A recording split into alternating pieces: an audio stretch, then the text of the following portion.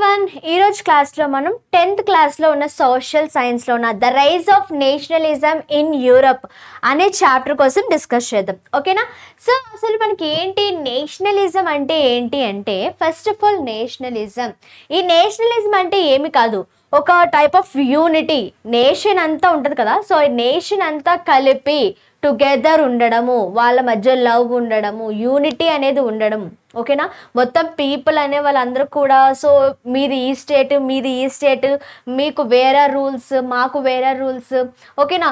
So ఇలా అని కాకుండా ప్రతి ఒక్కరు కూడా నేషన్ అంతా కూడా యూనిటీగా ఉండాలి. నేషన్లో అందరికీ ఒకరి పట్ల ఒకరికి లవ్ అనేది ఉండాలి, ఎఫెక్షన్ ఉండాలి.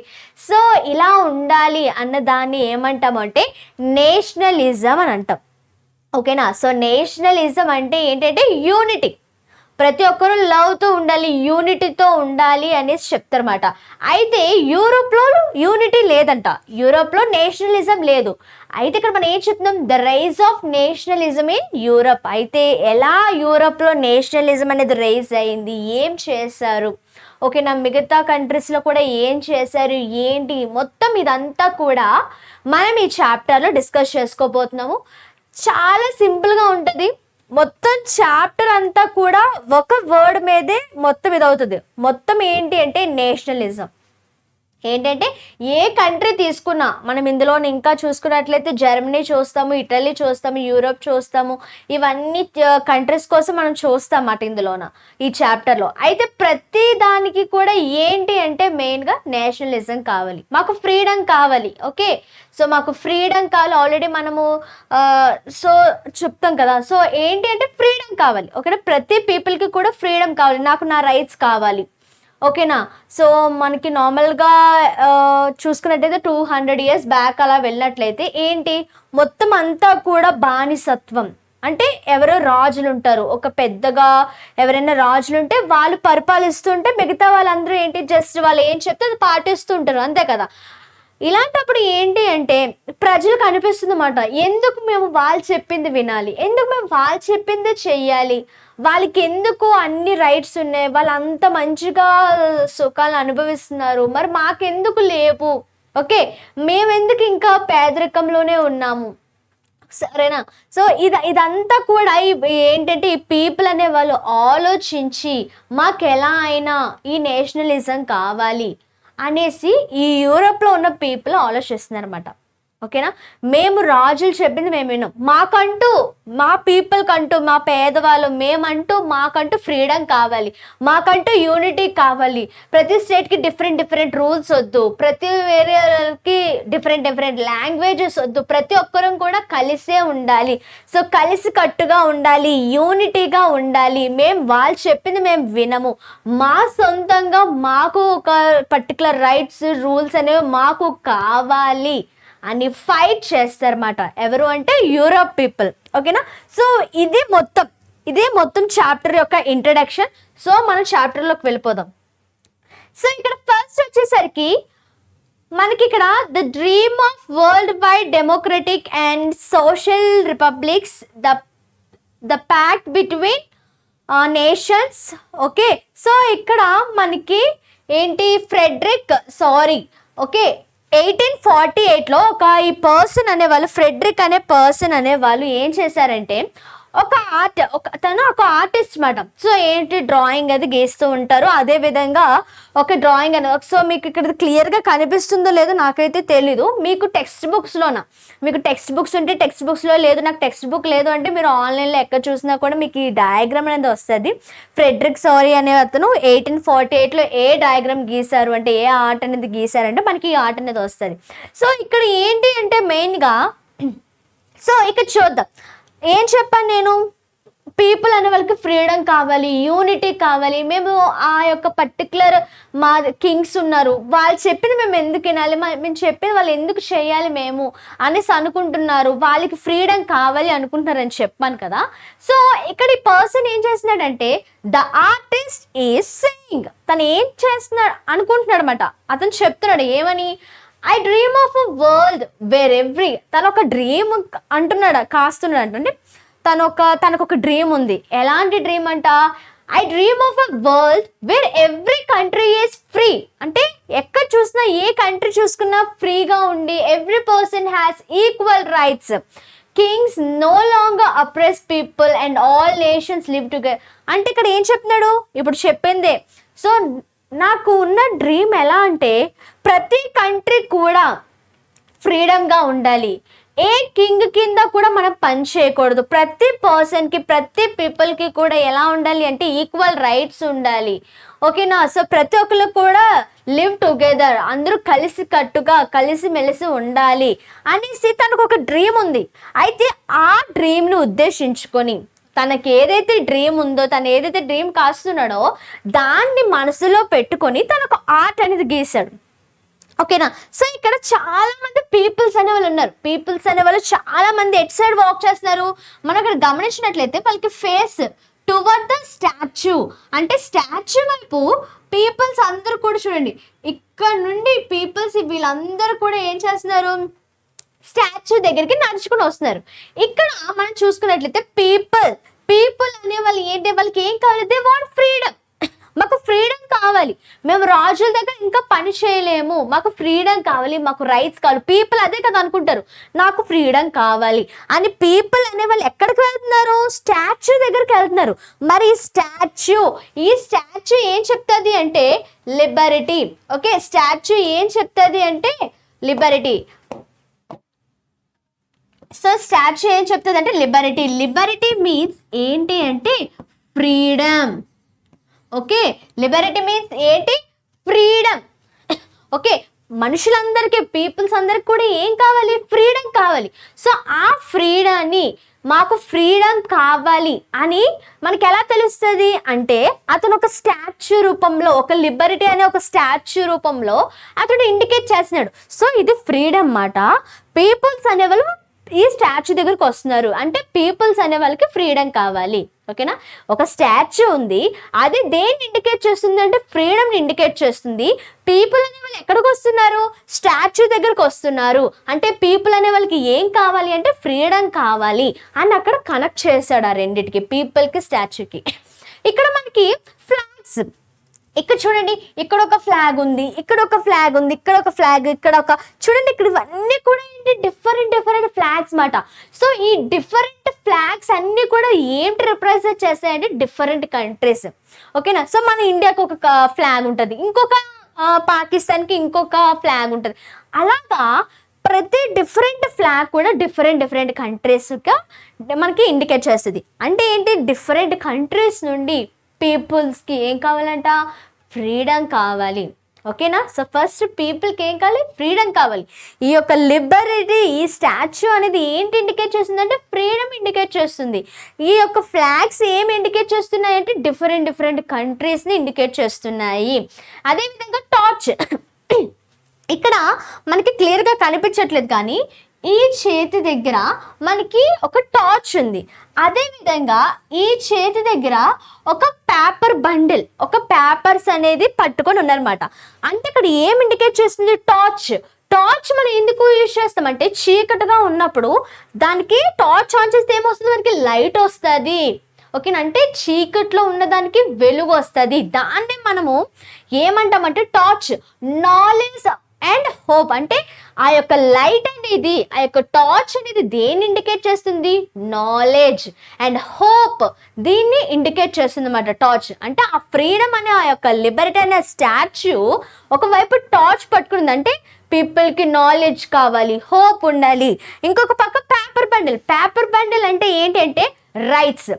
ఓకే, ఏంటి పీపుల్స్ రైట్స్ అన్నమాట. అంటే పీపుల్కి పర్టికులర్గా ఈ యొక్క రైట్స్ అనేవి ఉండాలి అనేసి ఆ యొక్క స్టాచ్యూ చెప్తుంది. ఆ స్టాచ్యూలోనే 3 ఇండికేట్ చేస్తున్నాయి. ఒకటి ఫ్రీడమ్ ఇండికేట్ చేస్తుంది, ఇంకొకటి నాలెడ్జ్, హోప్ ఇండికేట్ చేస్తుంది, ఇంకొకటి పీపుల్స్ యొక్క రైట్స్ అనేది ఇండికేట్ చేస్తుంది. సో ఇవన్నీ కావాలి మాకు అని పీపుల్ ఏం చేస్తున్నారు, ఆ యొక్క స్టాచ్యూ దగ్గరికి వస్తున్నారు డిఫరెంట్ ఫ్లాగ్స్ పట్టుకొని. ఓకేనా. నెక్స్ట్ ఇక్కడ ఏంటంటే బ్రేకింగ్ క్రౌన్స్ మాట. అంటే ఇక్కడ మీకు కనిపించట్లేదు, ఇక్కడ ఉంది. ఏంటి అంటే విరిగిపోయిన కిరీటాలు అన్నమాట. క్రౌన్స్ అంటే కిరీటాలు. ఏంటి, ఎండ్ ఆఫ్ కింగ్స్ రూల్. అంటే ఇక్కడ చూసినట్లయితే ఇక్కడ చాలా ఇక్కడ చాలా చెత్తలా కనిపిస్తుంది, చూసారు కిందనే చాలా చెత్తలాగా. అది చెత్త కాదు, ఏంటంటే విరిగిపోయిన కిరీటాలు. మనం రాజులు ఏం చేస్తారు, కిరీటాలు పెట్టుకుంటారు, క్రౌన్స్ పెట్టుకుంటారు కదా, అవి బ్రేక్ అయిపోయాయన్నమాట, ఇరిగిపోయి ముక్కలుగా అయిపోయి ఉన్నాయి. అంటే ఏంటి మరి, అది ఏం ఇండికేట్ చేస్తుంది అంటే ఎండ్ ఆఫ్ కింగ్స్ రూల్. అంటే ఇంకా కింగ్ యొక్క రూల్ లేదు, ప్రజలే వాళ్ళే రూల్ చేసుకుంటారు, కానీ ఇంకా కింగ్ రూల్ అనేది మాకు లేదు అని ఇండికేట్ చేయటం కోసమే ఆ బ్రేక్ అయిన క్రౌన్స్ అనేదాన్ని ఇక్కడ వేశారు.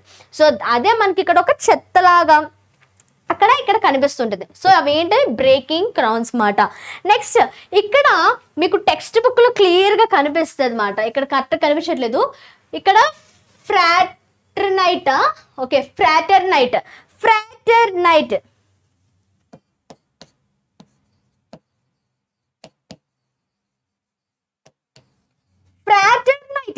ఫ్రాటర్నైట్ అనేసి ఇక్కడ మనకి ఒక వ్యక్తి అనే వాళ్ళు కనిపిస్తున్నారు, ఇక్కడ రెక్కలతో ఉన్న వ్యక్తులు కనిపిస్తున్నారు. సో ఇదంతా కూడా అసలు ఫ్రాటర్నైట్ అంటే ఏంటంటే బ్రదర్హుడ్. అంటే ఒకరితో ఒకరు ఎలా ఉండాలి, అన్నదమ్ముల భావంతో, అంటే కలిసికట్టుగా ఉండాలి అన్న భావంతో అక్కడ మనకి ఏమని రాశారంటే ఫ్రాటర్నైట్ అని రాశారు. So fraternity is nothing but brotherhood. ఓకేనా. సో ఫ్రాటర్నైట్ అంటే ఏంటి అంటే బ్రదర్హుడ్ అన్నమాట. సో అర్థమైంది కదా.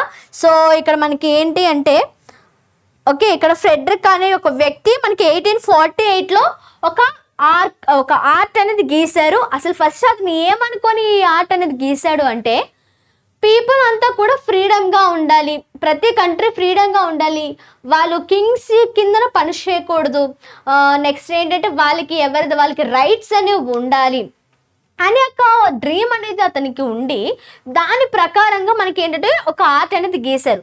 సో అందులో మనం పీపుల్స్ చూస్తాము, ఒక స్టాచ్యూ చూస్తాము, స్టాచ్యూ చేతిలో ఉన్న ఒక టార్చ్ చూస్తాము, పేపర్స్ బండిల్ చూస్తాము, నెక్స్ట్ ఇక్కడ డిఫరెంట్ ఫ్లాగ్స్ చూస్తాము, ఇక్కడ విరిగిపోయిన కిరీటాలు చూస్తాము. నెక్స్ట్ ఇక్కడ ఏంటంటే ఫ్రాటర్నైట్ అంటే ఒక బ్రదర్హుడ్ అనే పదం అనే మీనింగ్ వచ్చే ఒక వర్డ్ అనేది చూస్తాం. సో ఇదంతా కూడా దేన్ని ఇండికేట్ చేస్తుంది అంటే పీపుల్ యొక్క ఫ్రీడమ్ కోసం. ఓకేనా.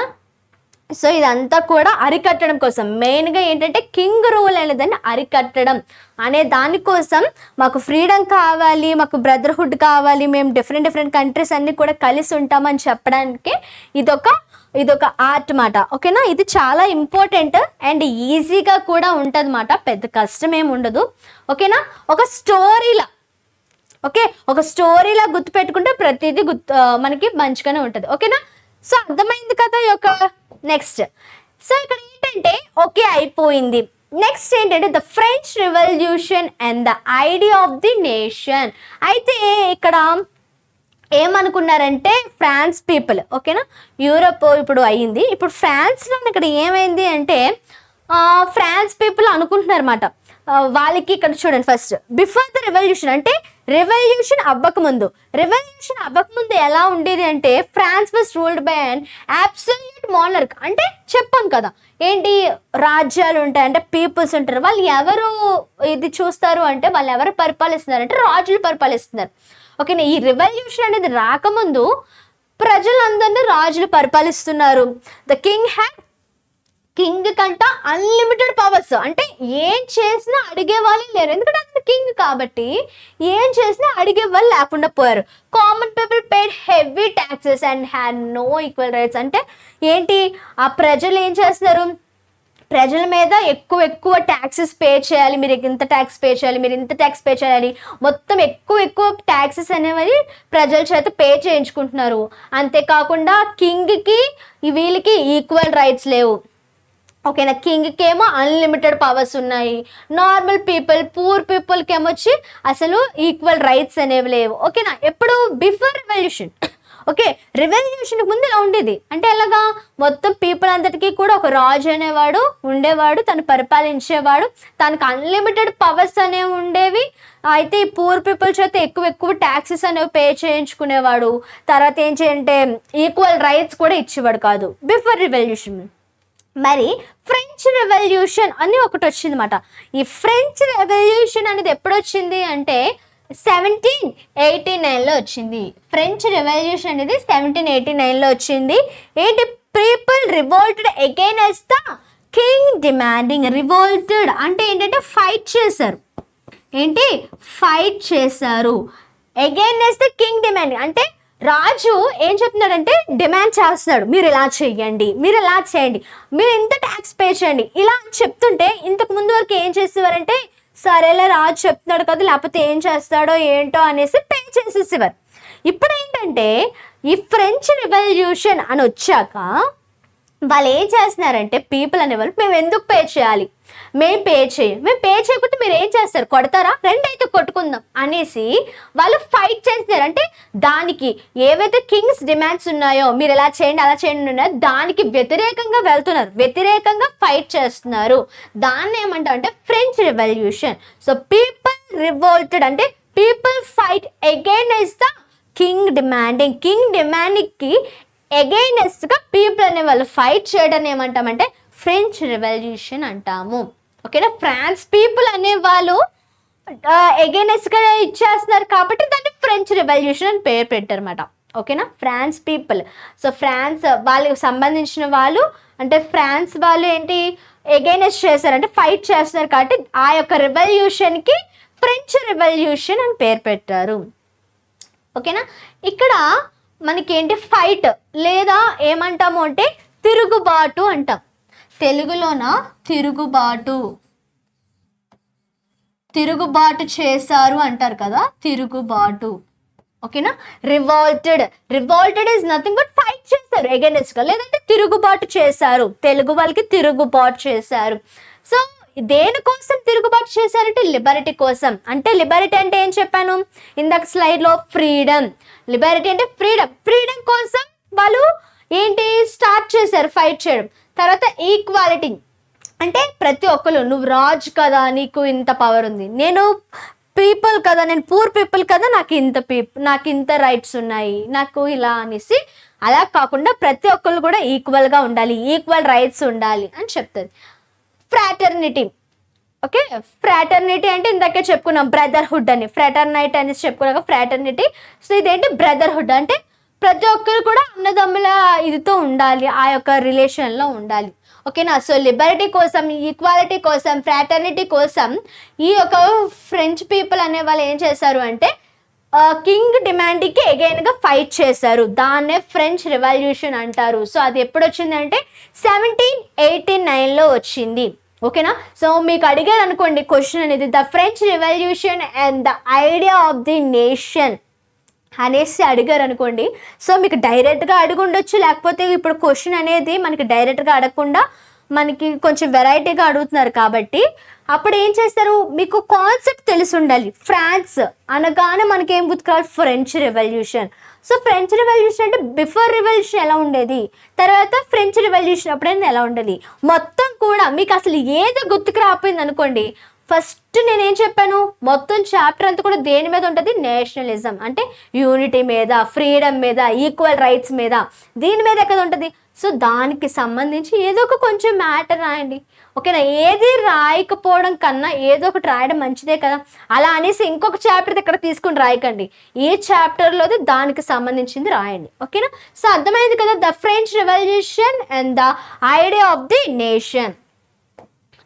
సో ఇక్కడ మరి ఏం చేశారు, ఆ రెవల్యూషన్లో స్టెప్స్ టేకెన్ బై రెవల్యూషన్ అంటే రెవల్యూషన్ చేశారు ఫ్రీడమ్ కోసం, ఈక్వాలిటీ కోసం, ఫ్రెటర్నిటీ కోసం. మరి ఏం చేశారు, ఏ స్టెప్స్ తీసుకున్నారు అంటే ఇంట్రడ్యూస్ ట్రై కలర్ ఫ్లాగ్ అంటే ఒక కొత్త ట్రై కలర్ ఫ్లాగ్ అంటే 3 రంగుల జెండా అనేదాన్ని తీసుకొచ్చారు. అంటే ఎలా అంటే మరి అది ఏం ఇండికేట్ చేస్తుందంటే ఇప్పుడు రాజు పరిపాలన లేదు, మొత్తం అంతా కూడా ప్రజల యొక్క సొంత నిర్ణయాలే, రాజు పరిపాలన మాకు ఇంకా లేదు అని ట్రై కలర్ ఫ్లాగ్, కొత్త ఫ్లాగ్ అనేది తీసుకొచ్చారు. తర్వాత ప్రతి ఒక్కరు కూడా సిటిజన్స్ అంటే ప్రతి పీపుల్ కూడా, ఓన్లీ రాజు మాత్రమే కాదు, ఎవరైతే ఉన్నారో పీపుల్ ప్రతి ఒక్కరు కూడా సిటిజనే, ప్రతి ఒక్కరికి కూడా రైట్స్ అనే ఉన్నాయి. ఓకేనా? నేను ఆ ఈక్వల్ రైట్స్, ఆ రైట్స్ అనేవి పొందుకోవడానికి నాకు అర్హత ఉంది. Okay, so declared all people అంటే నేను ఒక సిటిజన్, నాకు రైట్స్ అనేవి ఉన్నాయి అనేసి డిక్లేర్ చేసుకున్నారు. Form of the nation assembly. Form of the nation assembly అంటే ఏంటంటే ప్రజలు నాయకుల్ని ఎన్నుకోవటం అన్నమాట. ఓకేనా, ప్రజలు డెమోక్రసీ కూడా అంటాము. ప్రజలు నాయకుల్ని ఎన్నుకుంటే దాన్ని డెమోక్రసీ అంటాము. సో అలాగే ఎన్నుకొని ఒక నేషనల్ అసెంబ్లీ అనేది కూడా ఫామ్ అవుతుంది.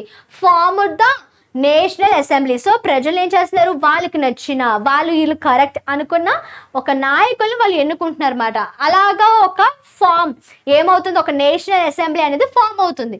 తర్వాత introduce uniform laws for all. అంటే ఏంటి, సో మీరు ఈ స్టేట్ కదా, మీకు ఈ లాస్ ఉంటాయి, ఈ రూల్స్ అండ్ రెగ్యులేషన్స్ ఉంటాయి. మీరు ఈ స్టేట్ కాబట్టి మీకు ఈ రూల్స్ అండ్ రెగ్యులేషన్స్ ఉంటాయి. ఇలా అని కాకుండా ప్రతి ఒక్కరికి కూడా ఈక్వల్ రూల్స్, యూనిఫామ్ రూల్స్ అనేవి ఉండేలాగా చూస్తున్నారు. Standardize weights and measures.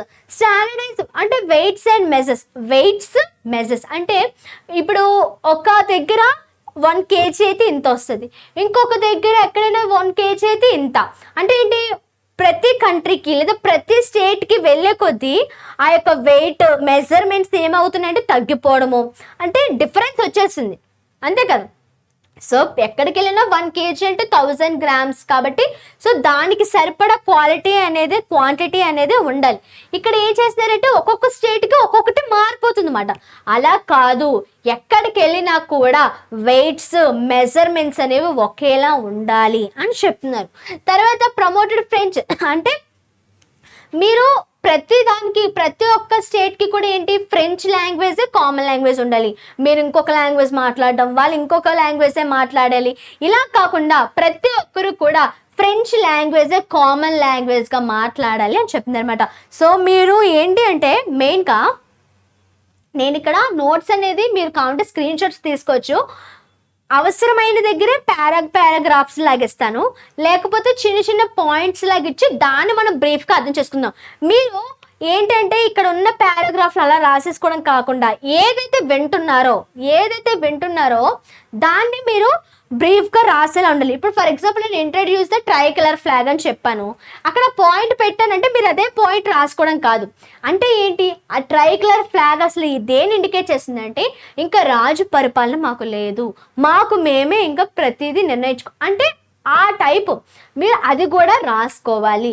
తర్వాత declared all people as citizens. So దానికి సంబంధించింది form the national assembly. So ప్రజలు నాయకులను ఎన్నుకుంటారు, దాన్ని డెమోక్రసీ అంటారు. అది కూడా రాసుకోవచ్చు మీరు. ఓకే, నేను పాయింట్స్ రాశాను కదా మేడం, ఈ పాయింట్స్ రాశారు, సో నేను ఎగ్జామ్లో ఈ పాయింట్స్ రాస్తానంటే మీకు మార్క్స్ రావు. ఈ పాయింట్స్ని నేను ఏదైతే చెప్తున్నానో దాన్ని మీరు చెప్పేటప్పుడు ఒక బుక్ పెట్టుకొని నోట్స్ చేసుకుంటే అప్పుడు మీకు అర్థమవుతుంది. ఓకేనా. సో ఎప్పుడైనా కూడా చదవడం కన్నా విన్నది మనకి బాగా గుర్తుంటుంది, అవునా కాదా? అందరూ ఒప్పుకుంటారా లేదా? ఏదైనా కూడా చదవడం కన్నా విన్నది బాగా గుర్తుంటుంది. కాబట్టి మీరు ఇప్పుడు ఏదైతే వింటున్నారో దాన్ని మీరు నోట్ చేసుకోవడానికి ట్రై చేసుకోండి. ఓకేనా, మీకు అర్థమైన రీతిలో. ఓకేనా, బుక్లో ఉన్నది అలా చదవడం కన్నా మీకు అర్థమైన రీతిలో రాసుకుంటే తర్వాత మీకు రివిజన్ చేసేటప్పుడు ఈజీగా ఉంటుంది. సో అర్థమైంది కదా, రెవల్యూషన్లో ఏ స్టెప్స్ తీసుకున్నారు ఏంటనేది. సో ఏ స్టెప్స్ తీసుకున్నారు, ట్రై కలర్ ఫ్లాగ్ ఒకటి ఇంట్రడ్యూస్ చేశారు. సో ప్రతి ఒక్కరు కూడా సిటిజన్ అని డిక్లేర్ చేసుకున్నారు, నేషనల్ అసెంబ్లీ అనేదాన్ని ఫామ్ చేసుకున్నారు. తర్వాత ప్రతి నేషన్ అంతటికి కూడా యూనిఫామ్ లాస్ అనేవి ఉండాలి. నెక్స్ట్ స్టాండర్డైజ్ అంటే ఎక్కడికి వెళ్ళినా వెయిట్స్ మెజర్మెంట్స్ అనేవి స్టాండర్డ్గా ఉండాలి. తర్వాత ప్రతి ఒక్కరు కూడా ఫ్రెంచ్ లాంగ్వేజ్ అనేది కామన్ లాంగ్వేజ్గా మాట్లాడాలి అని ఈ స్టెప్స్ అనేవి ఈ రెవల్యూషన్లో తీసుకున్నారు. సో అర్థమైంది కదా French revolution and steps taken by revolution అనేసి. సో ఓకే కదా. Next Napoleonic code. సో ఒక పర్సన్ అనేవాడు ఉన్నాడు, ఎవరు అంటే నెపోలియన్ అనే ఒక పర్సన్ ఉన్నాడు. ఇతను ఏంటి అంటే ఒక ఆర్మీ పర్సన్ అనమాట. ఇతను ఒక ఆర్మీ. ఓకే, నెపోలియన్ అనే ఒక పర్సన్ ఏంటంటే ఒక ఆర్మీ మాట. ఏమైంది అంటే ఫస్ట్ నెపోలియన్ అని వచ్చి మీకు నేను హెల్ప్ చేస్తాను, ఫ్రెంచ్ రెవల్యూషన్కి హెల్ప్ చేస్తాను, ఇది ఎలా అనేసి అతను అలా చేయడంతో ప్రజలు ఏమనుకున్నారంటే పోనీలే మంచిగానే ఉన్నాడు, పర్వాలేదు మంచివే చేస్తున్నాడు, అంతా బాగానే ఉంది అనేసి చెప్పడమాట. అతను ఒకటి ఇంట్రడ్యూస్ చేశాడు, ఏంటంటే నెపోలియనిక్ కోడ్ 1804. అంటే 1804లో నెపోలియనిక్ కోడ్ అని ఒకటి ఇంట్రడ్యూస్ చేశాడు. Napoleonic code is nothing but civil code. ఓకేనా, Napoleonic code is nothing but civil code. ఏంటంట, a book of laws for all citizens. అంటే ఒక బుక్ అనేది అతను ఇంట్రడ్యూస్ చేశాడు. సో ఆ బుక్లో ఏంటుంటాయంటే సిటిజన్స్ అంటే పీపుల్ యొక్క లాస్ అవన్నీ కూడా ఒక బుక్గా అతను ఇంట్రడ్యూస్ చేశాడు. అక్కడి వరకు బాగానే ఉంది. తర్వాత ఫ్యూడల్ సిస్టమ్ అంటే ఏంటి, ల్యాండ్ లార్డ్స్ కంట్రోల్ అంటే భూప్రభువులు అంటారు. అంటే భూమి మీద భూములు ఉంటాయి కదా, భూములు పంట భూములు అవిని, సో వాటి మీద అధికారులు ఉంటారు కదా, వాళ్ళు ఏంటి అక్కడ పనిచేసే రైతులు, సో ఎవరైతే ఫార్మర్స్ రైతులు ఎవరైతే ఉంటారో వాళ్ళు కంట్రోల్ చేయడాన్ని ఏమంటామంటే ఫ్యూడల్ సిస్టమ్ అంటాం. ఫ్యూడల్ సిస్టమ్ అంటే ఏంటి, ప్రభువులు అంటే అక్కడ లార్డ్, సో ఏంటి ల్యాండ్ లార్డ్స్ ఎవరైతే ఉన్నారో వాళ్ళు ఫార్మర్స్ అంటే రైతులు కంట్రోల్ చేయడాన్ని ఫ్యూడల్ సిస్టమ్. సో ఈ నెపోలియన్ అనే వ్యక్తి దాన్ని తిరస్కరించాడు. సో అలా కాకు అనేసి దాన్ని తీసేశాడు.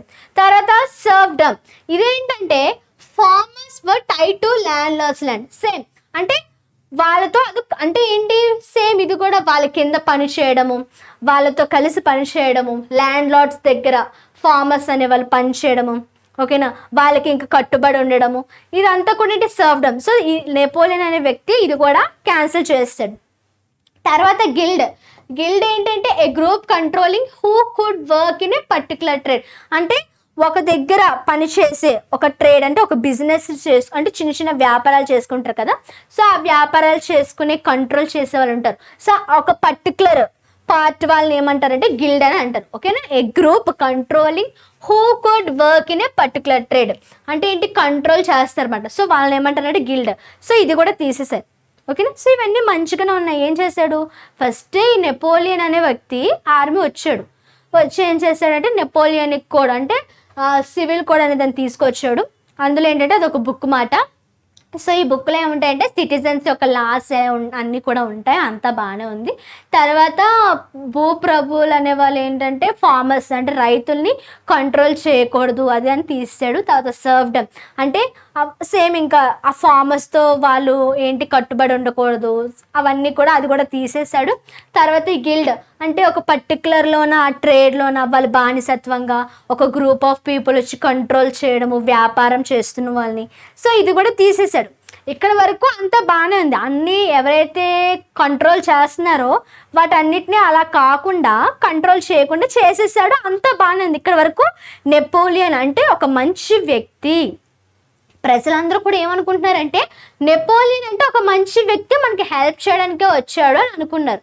అయితే ఇంకా ముందు ముందుకి ఏమవుతుందంటే నెపోలియన్కి ఆశ ఎక్కువైపోయింది. సో ఆశ ఎక్కువైపోయి అత్యాశ ఎక్కువైపోయి ఏం చేశాడంటే నేనే ఇంకా ఎంపైర్ అంటే ఏంటంటే నేనే ఇంకా మీకు రాజు, నేనే ఇంకా మొత్తం పరిపాలిస్తాను అన్నట్టుగా తనకి తానే అలాగా అనేసుకున్నాడు అన్నమాట. అంటే నేనే మీకు రాజు అంటే ఆశ ఎక్కువైపోయింది. ఫస్ట్ బాగానే వర్క్ చేశాడు. తర్వాత ఏంటంటే నెపోలియన్ అనే వ్యక్తికి ఇంకా నేనే రాజు మీ మీద, నేనే మిమ్మల్ని పరిపాలిస్తాను అని ఆశ ఎక్కువైపోయి అప్పుడు ఏం చేశాడు, నెగిటివ్ సైడ్ ఏంటైంది, హెవీ ట్యాక్సెస్. సేమ్ ఎలా అయితే కింగ్స్ హెవీ ట్యాక్సెస్ ఎలా అయితే వేశారో అలానే హెవీ ట్యాక్సెస్ వేసేస్తున్నాడంట. తర్వాత అతను ఒక మిలిటరీ కదా, సో అతను ఒక ఆర్మీ కాబట్టి యంగ్ పీపుల్ అంటే అప్పుడే వయసుకు వచ్చిన ఎవరైతే పిల్లలు ఉంటారో వాళ్ళు ఏం చేస్తున్నాడో ఆ బాయ్స్ అనే వాటిని ఆర్మీకి వాళ్ళు మేము రాము అన్నా కూడా మిలిటరీలోకి బలవంతంగా జాయిన్ చేసేస్తున్నాడు అన్నమాట. ఓకేనా, ఫస్ట్ ఏం చేశాడు, ఎక్కువ ట్యాక్సెస్ అనే వాటి పే చేయించుకుంటున్నాడు. అదేవిధంగా యంగ్ పీపుల్ ఎవరైతే ఉంటారో వాళ్ళని బలవంతంగా ఆర్మీలోకి లేదా మిలిటరీలోకి జాయిన్ చేయించుకుంటున్నాడు. అండ్ తర్వాత నో పొలిటికల్ ఫ్రీడమ్ అంటే మేము ఎంచుకుంటాము లేదంటే నేను నిలబడతాను అనడానికి ఇంకా లేదు, ఇంకా రైట్స్ అనేవి లేవు. ఓకేనా, ఇంకా అప్పుడు చెప్పుకున్నాం డెమోక్రసీ అని చెప్పుకున్నాం కదా, సో అది లేదన్నమాట. సో నో పొలిటికల్ పొలిటికల్గా ఫ్రీడమ్ అనేది ఇవ్వట్లేదు. తర్వాత సెన్సర్షిప్ అంటే ఏంటంటే లైక్ పోయిట్రీ చేస్తారు, రైటర్స్ ఉంటారు, న్యూస్ పేపర్స్ రాస్తారు, అవునా. సో ఇప్పుడు ఫర్ ఎగ్జాంపుల్ ఇప్పట్లో మనకి ఎలా అంటే న్యూస్ పేపర్లోన ఎవరైతే రాస్తున్నారో వాళ్ళకి అది ఏమనిపిస్తుందో వాళ్ళు ఏదైతే తెలుసుకున్నారో బయట ప్రపంచంలో ఏదైతే జరుగుతుందో వాళ్ళకి ఏదైతే అనిపిస్తుందో వాళ్ళు రాస్తున్నారు, అవునా. కానీ అప్పట్లోన ప్రజలు, ఫర్ ఎగ్జాంపుల్ నేను ఒక న్యూస్ రైటర్ అనుకోండి, నాకేమనిపించిందంటే మొత్తం కూడా ఈ నెపోలియన్ అనే వ్యక్తి దారుణంగా కూడా తనే ఒక రాజు అనుకుని ఇలా చేస్తున్నాడు, హై పేయింగ్ ట్యాక్సెస్ అనేవి వేస్తున్నాడు, కనీసం పొలిటికల్గా కూడా ఫ్రీడమ్ లేదు మాకు, సో మేము ఒక బానిసత్వంగా నేను ఫీల్ అవుతున్నాను అని నేను న్యూస్ పేపర్లో రాయడానికి వీలు లేదు. దాన్ని ఏమంటామంటే సెన్సర్షిప్. అంటే నేను ఏమనుకుంటున్నానో, నేను ఏం ఆలోచిస్తున్నానో అది కనీసం నేను పేపర్లో రాసి దాన్ని పబ్లిష్ చేసే ఆ యొక్క ఫ్రీడమ్ కూడా నాకు లేదన్నమాట. దాన్ని ఏమంటారంటే సెన్సర్షిప్ అంటారు. ఓకేనా? సో నువ్వు ఏదనుకుంటున్నావు నువ్వు అది రాయడానికి కూడా వీలు లేదు అని ఏం చేశాడు, నెపోలియన్ అడ్డగించుకున్నాడు. ఓకేనా? సో ఫస్ట్ అంతా బాగానే ఉంది, తర్వాత మధ్యలో అత్యాశ వచ్చేసి నేనే రాజు అనుకొని ట్యాక్సెస్ ఎక్కువ పే చేసుకున్నాడు. తర్వాత యంగ్ మెన్స్కి ఫోర్స్డ్గా మిలిటరీలో జాయిన్ చేసుకున్నాడు. పొలిటికల్ ఫ్రీడమ్ ఇవ్వట్లేదు, కనీసం సెన్సర్షిప్ అంటే ఏం థింక్ చేస్తామో అది రాసి పబ్లిష్ చేసే ఈ ఫ్రీడమ్ కూడా మనకి లేకుండా చేస్తాడు. సో అది నెపోలియనిక్ కోడ్. ఓకేనా? నెపోలియనిక్ కోడ్ అంటారు. సో నెపోలియనిక్ కోడ్ అంటే ఏంటంటే book of laws for all citizens.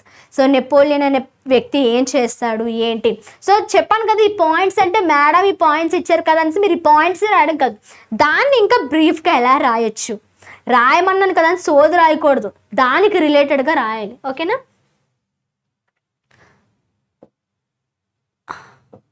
Okay, నెపోలియనిక్ code అయింది కదా. Next the making of nationalism in Europe. ఇప్పుడు యూరోప్కి వచ్చేద్దాం. యూరోప్లోనే నేషనలిజం అనే దాన్ని తయారు చేయడం. సో ఎలాగా, ఫస్ట్ ఇక్కడ మనకి ఏంటంటే సేమ్ ఇక్కడ కూడా ఏంటి ఇక్కడ కూడా యూరోప్లో చెప్పాను కదా స్టార్టింగ్ ఇంట్రడక్షన్ ఏం చెప్పాను, యూరోప్లోన 200 years క్రితం యూరోప్లోనే కాదు ఎక్కడ చూసుకున్నా కూడా రాజులే పరిపాలిస్తున్నారు, రాజులకే ఎక్కువ పవర్స్ ఉన్నాయి. నార్మల్ పీపుల్ ఇంకెప్పటికీ నార్మల్ పీపులే, పూర్ పీపుల్ ఎప్పటికీ పూర్ పీపులే, రాజులు ఎప్పటికీ రాజులే, ఇంకా వీళ్ళకి ఇంకా మారే ఛాన్స్ అనేది లేదు. అవును కదా? సో వాళ్ళు రాజులు కాబట్టి వాళ్ళే పరిపాలించాలి. ఓకేనా? వాళ్ళకే ఎక్కువ రైట్స్ ఉన్నాయి. ఈ విధంగా ఉండేది 200 years బ్యాక్. అయితే సో ఇక్కడ ఏం చేశారంటే ద ఆరిస్టోక్రసీ అంటే ఏంటంటే అప్పట్లో యూరోప్ని పరిపాలించిన రాజులు, లేదా ఇక్కడ ఒక మీనింగ్ అని రాసని చెప్తాను ఉండండి, the aristocracy and the new middle class. ఓకేనా? సో ఈ హెడ్డింగ్ గుర్తుపెట్టుకోండి. అంటే ఆరిస్టోక్రాట్స్ అంటే ఏంటి, మిడిల్ క్లాస్ వాళ్ళు అంటే ఏంటి అనేది చూద్దాం. ఫస్ట్ ఆరిస్టోక్రాట్స్ అంటే ఏంటంటే rich land owners from Nobel families who had political and social power. అంటే ఎవరు ఆరిస్టోక్రసీ, ఎవరికి ఆ పరిపాలించే ఇది ఉండేది, ఎవరు రాజులుగా ఉండేవాళ్ళంటే ఎవరికైతే ఎక్కువ భూములు ఉండేవో, తర్వాత ఎవరికైతే ఎక్కువ మనీ ఉండేది. ఓకేనా?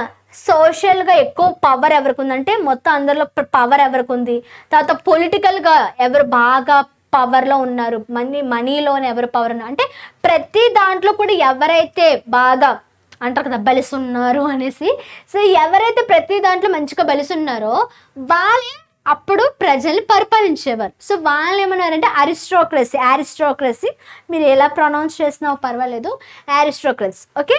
సో వీళ్ళని మనం ఏంటంటే రిచ్ పీపుల్ అనేవారు, వాళ్ళు ప్రజలు పరిపాలించేవారు.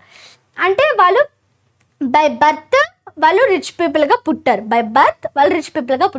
నెక్స్ట్ మిడిల్ క్లాస్ అంటే ఏంటంటే చదువుకొని టీచర్స్ అయిన వాళ్ళు, lawyers, doctors, factory owners, business men, traders అంటే చిన్న వ్యాపారాలు చేస్తున్నారు. ఇదేంటంటే these educated and hard working people became the new middle class. అంటే పూర్ పీపుల్గా ఉన్న వాళ్ళు ఎవరైతే పూర్ పీపుల్ ఉన్నారో వాళ్ళు మంచిగా చదువుకొని కొంతమంది టీచర్స్ అవ్వడం, కొంచెంమంది డాక్టర్స్ అవ్వడం, తర్వాత ఇక్కడ చూపినట్టు బిజినెస్ మ్యాన్ అవ్వడం, తర్వాత లాయర్స్ అవ్వడం, ఇవన్నీ కూడా చిన్న బిజినెసెస్ చేయడం, ఇవన్నీ చేయడం వల్ల వాళ్ళు పూర్ పీపుల్ నుండి ఎలా అయ్యారంటే మిడిల్ క్లాస్కి వచ్చారన్నమాట. ఎలా అయ్యారు, became the new middle class. అంటే పూర్ పీపుల్ నుండి న్యూ మిడిల్ క్లాస్కి వచ్చారు. ఎలా వచ్చారు, చదువుకోవడం ద్వారా, దీస్ ఎడ్యుకేట్ అంటే చదువుకొని మంచిగా ఒక జాబ్ చేయడం ద్వారా వాళ్ళు పూర్ పీపుల్ నుండి ఎక్కడి వరకు వచ్చారు, మిడిల్ క్లాస్కి వచ్చారు. So the end money through education. వాళ్ళు మనీ ఎలా ఎర్న్ చేస్తున్నారంట, ఎడ్యుకేషన్ చేసి జాబ్ చేయడం ద్వారా వాళ్ళు మనీ అనే దాన్ని ఎర్న్ చేస్తున్నారు. ప్రొఫెషన్స్ అంటే ఎడ్యుకేషన్ ద్వారా, ప్రొఫెషన్ ద్వారా, బిజినెస్ ఓకే ద్వారా వాళ్ళు ఏమయ్యారు, మనీ ఎర్న్ చేసి మిడిల్ క్లాస్ అయ్యారు. Not because they were born in to rich families. ఇక్కడ చూడండి లాస్ట్ లైన్ ఏంటి, వాళ్ళు పుట్టడంలోనే వాళ్ళు ధనికులుగా పుట్టలేదు, రిచ్ ఫ్యామిలీస్లో పుట్టడం ద్వారా వాళ్ళు మనీ ఎర్న్ చేయట్లేదు.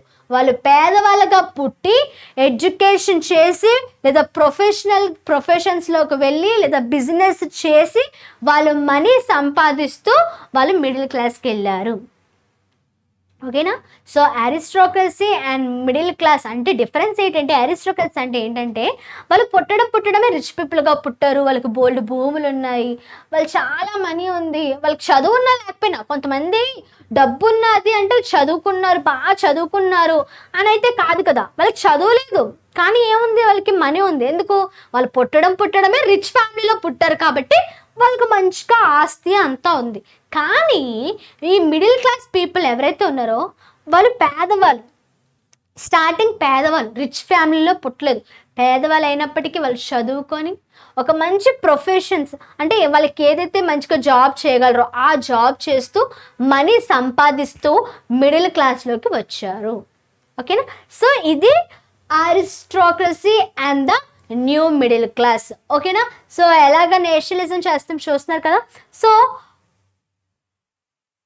What did liberal nationalism stand for? So first liberalism అంటే ఏంటి? సో లిబరటీ అంటే nothing but freedom. So freedom ఉండడం, పొలిటికల్ ఫ్రీడమ్ ఉండడం, పొలిటికల్ ఫ్రీడమ్ అంటే ఎవరినైనా ఎంచుకునేలాగా లేకపోతే ఎవరైనా నిలబడేలాగా పొలిటికల్ ఫ్రీడమ్ ఉండడం, ఎకనామిక్ ఫ్రీడమ్. సో ఏదైనా బిజినెస్ చేయడానికి కానీ అన్నిటికీ కూడా ఎకనామిక్ ఫ్రీడమ్. ఓటింగ్ రైట్స్ అంటే ఓటింగ్ రైట్స్ ఎలా అంటే అప్పట్లోన ఎలా ఉండేదంటే రాజులు మాత్రమే, డబ్బున్న వాళ్ళు మాత్రమే, ఎవరికైతే భూములు ఎక్కువ ఉంటే ఎవరికైతే ఆస్తి ఎక్కువ ఉంటుందో వాళ్ళు మాత్రమే ఓట్ చేయాలి, పూర్ పీపుల్ ఓట్ చేయకూడదు. లేదంటే ఓన్లీ మెన్సే అంటే ఓన్లీ పురుషులు మాత్రమే ఓట్ చేయాలి, స్త్రీలు ఓట్ చేయకూడదు, అలాంటివి ఉంటాయి కదా. సో అలా కాకుండా ఓటింగ్ రైట్స్ అవన్నీ కూడా అన్నమాట. అంటే మాకు ఫ్రీడమ్ కావాలి, ఎలా అంటే పొలిటికల్ ఫ్రీడమ్ కావాలి, ఎకనామికల్ ఫ్రీడమ్ కావాలి, తర్వాత ఓటింగ్ రైట్స్ కావాలి. ఓకేనా. ఇవన్నీ కూడా సో ఈ లిబరల్ నేషనలిజం అనే దాన్ని చేస్తుందన్నమాట Europe. A new conservatism after 1815. అయితే ఒక న్యూ కన్జర్వేటిజం అనేది వచ్చిందంట ఆఫ్టర్ నెపోలియన్ వాజ్ డిఫీటెడ్. అంటే నెపోలియనిక్ కోడ్ అయింది కదా. సో నెపోలియనిక్ కోడ్ అయ్యింది, మనం చూస్తాం ఇంతకుముందే నెపోలియనిక్ కోడే అయ్యింది కదా. సో అక్కడ ఏంటి, ఆ నెపోలియన్ అనే వ్యక్తి ఫస్ట్ మంచిగా ఉన్నాడు, తర్వాత బ్యాడ్ అయిపోయాడు, అది అక్కడితో అయిపోయింది. ఆ తర్వాత ఏం జరిగిందంట, the rulers of Europe became afraid that the ideas of freedom, equality and nationalism were spread again. Okay, so they wanted to restore the old system of monarchy and keep the kings in power. This idea was called conservatism. So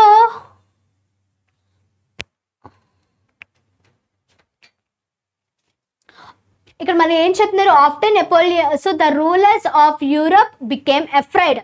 so ఇక్కడ ఏంటి, rulers ఎవరైతే ఉన్నారో అంటే ఇక్కడ ఏంటి first మనకి ముందు ఏం చేశారు, ఫ్రెంచ్ రెవల్యూషన్, ఈ టైప్ ఆఫ్ రెవల్యూషన్స్ అన్నీ చేసి ఏం చేశారంటే ప్రజలు కింగ్స్ ఇంక మమ్మల్ని పరిపాలించకూడదు, అవునా, ఇందాకే చెప్పాం కింగ్స్ మమ్మల్ని పరిపాలించకూడదు, మాకు మేమే చూసుకుంటాము అనేసి అప్పుడు నెపోలియన్ అనేవాడు వచ్చాడు, నెపోలియన్ అనే వ్యక్తి వచ్చాడు అనమాట.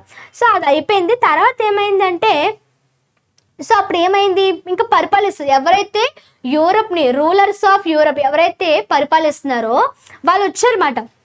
సో వాళ్ళు వచ్చి ఏం చేస్తున్నారు, మళ్ళీ వాళ్ళకి భయం వేసేస్తుంది, అమ్మో ఏంటి ప్రజలు తిరుగుబాటు చేసేస్తున్నారు, అలా అయితే ఇలా చాలా కష్టము, మరి మేము మా రాజులము, మేము ఆస్తి ఎక్కువ ఉన్న వాళ్ళం, మరి మేము ఏమైపోవాలి అనేసి ఆలోచించి ఈ ఫ్రీడము, ఈక్వాలిటీ అంటున్నారు, తర్వాత నేషనలిజం అంటున్నారు, ఇదంతా కూడా ఎక్కడ చూసినా కూడా స్ప్రెడ్ అయిపోతుంది సో మొత్తం ఎక్కడ చూసినా కూడా, ఏ స్టేట్లో చూసినా ఎక్కడ చూసినా కూడా మొత్తం స్ప్రెడ్ అయిపోయి మొత్తం అంత దగ్గర కూడా ఇవే వినబడుతున్నాయి అనేసి ఏమవుతుందంటే భయపడుతున్నారు. రూలర్స్ ఆఫ్ యూరప్ అనే వాళ్ళు ఏమవుతున్నారు, భయపడుతున్నారు అనమాట, ఎక్కడ చూసి ఇదే వినబడుతుంది అనేసి.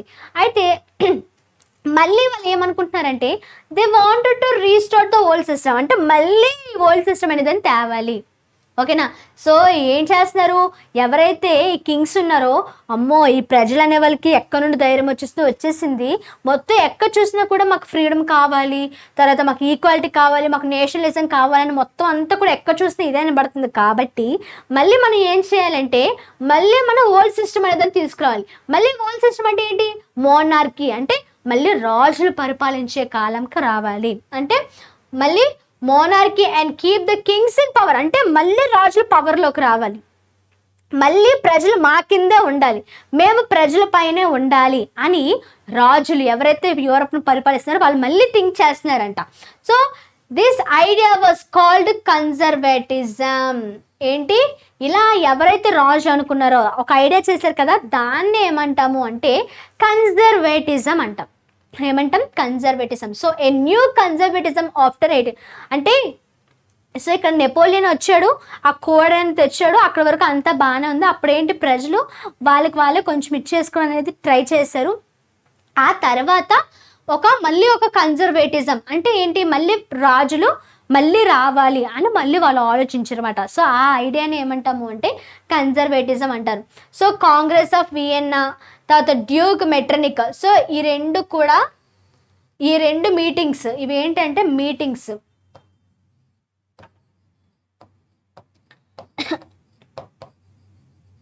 సో మీటింగ్స్ మాట, కాంగ్రెస్ ఆఫ్ వియన్నా అని, డ్యూక్ మెట్రనిక్ అని, ఇవన్నీ మీటింగ్స్ దేనికోసం అయ్యాయి అంటే ఈ యొక్క దానికోసం. రాజులు అందరూ కలిపి మాట్లాడుకుంటున్నారు, మళ్ళీ మన పవర్ పోయేలా ఉంది, మళ్ళీ మనం రావాలి, తిరిగి రావాలి, మళ్ళీ ప్రజలు మన కిందకి రావాలి.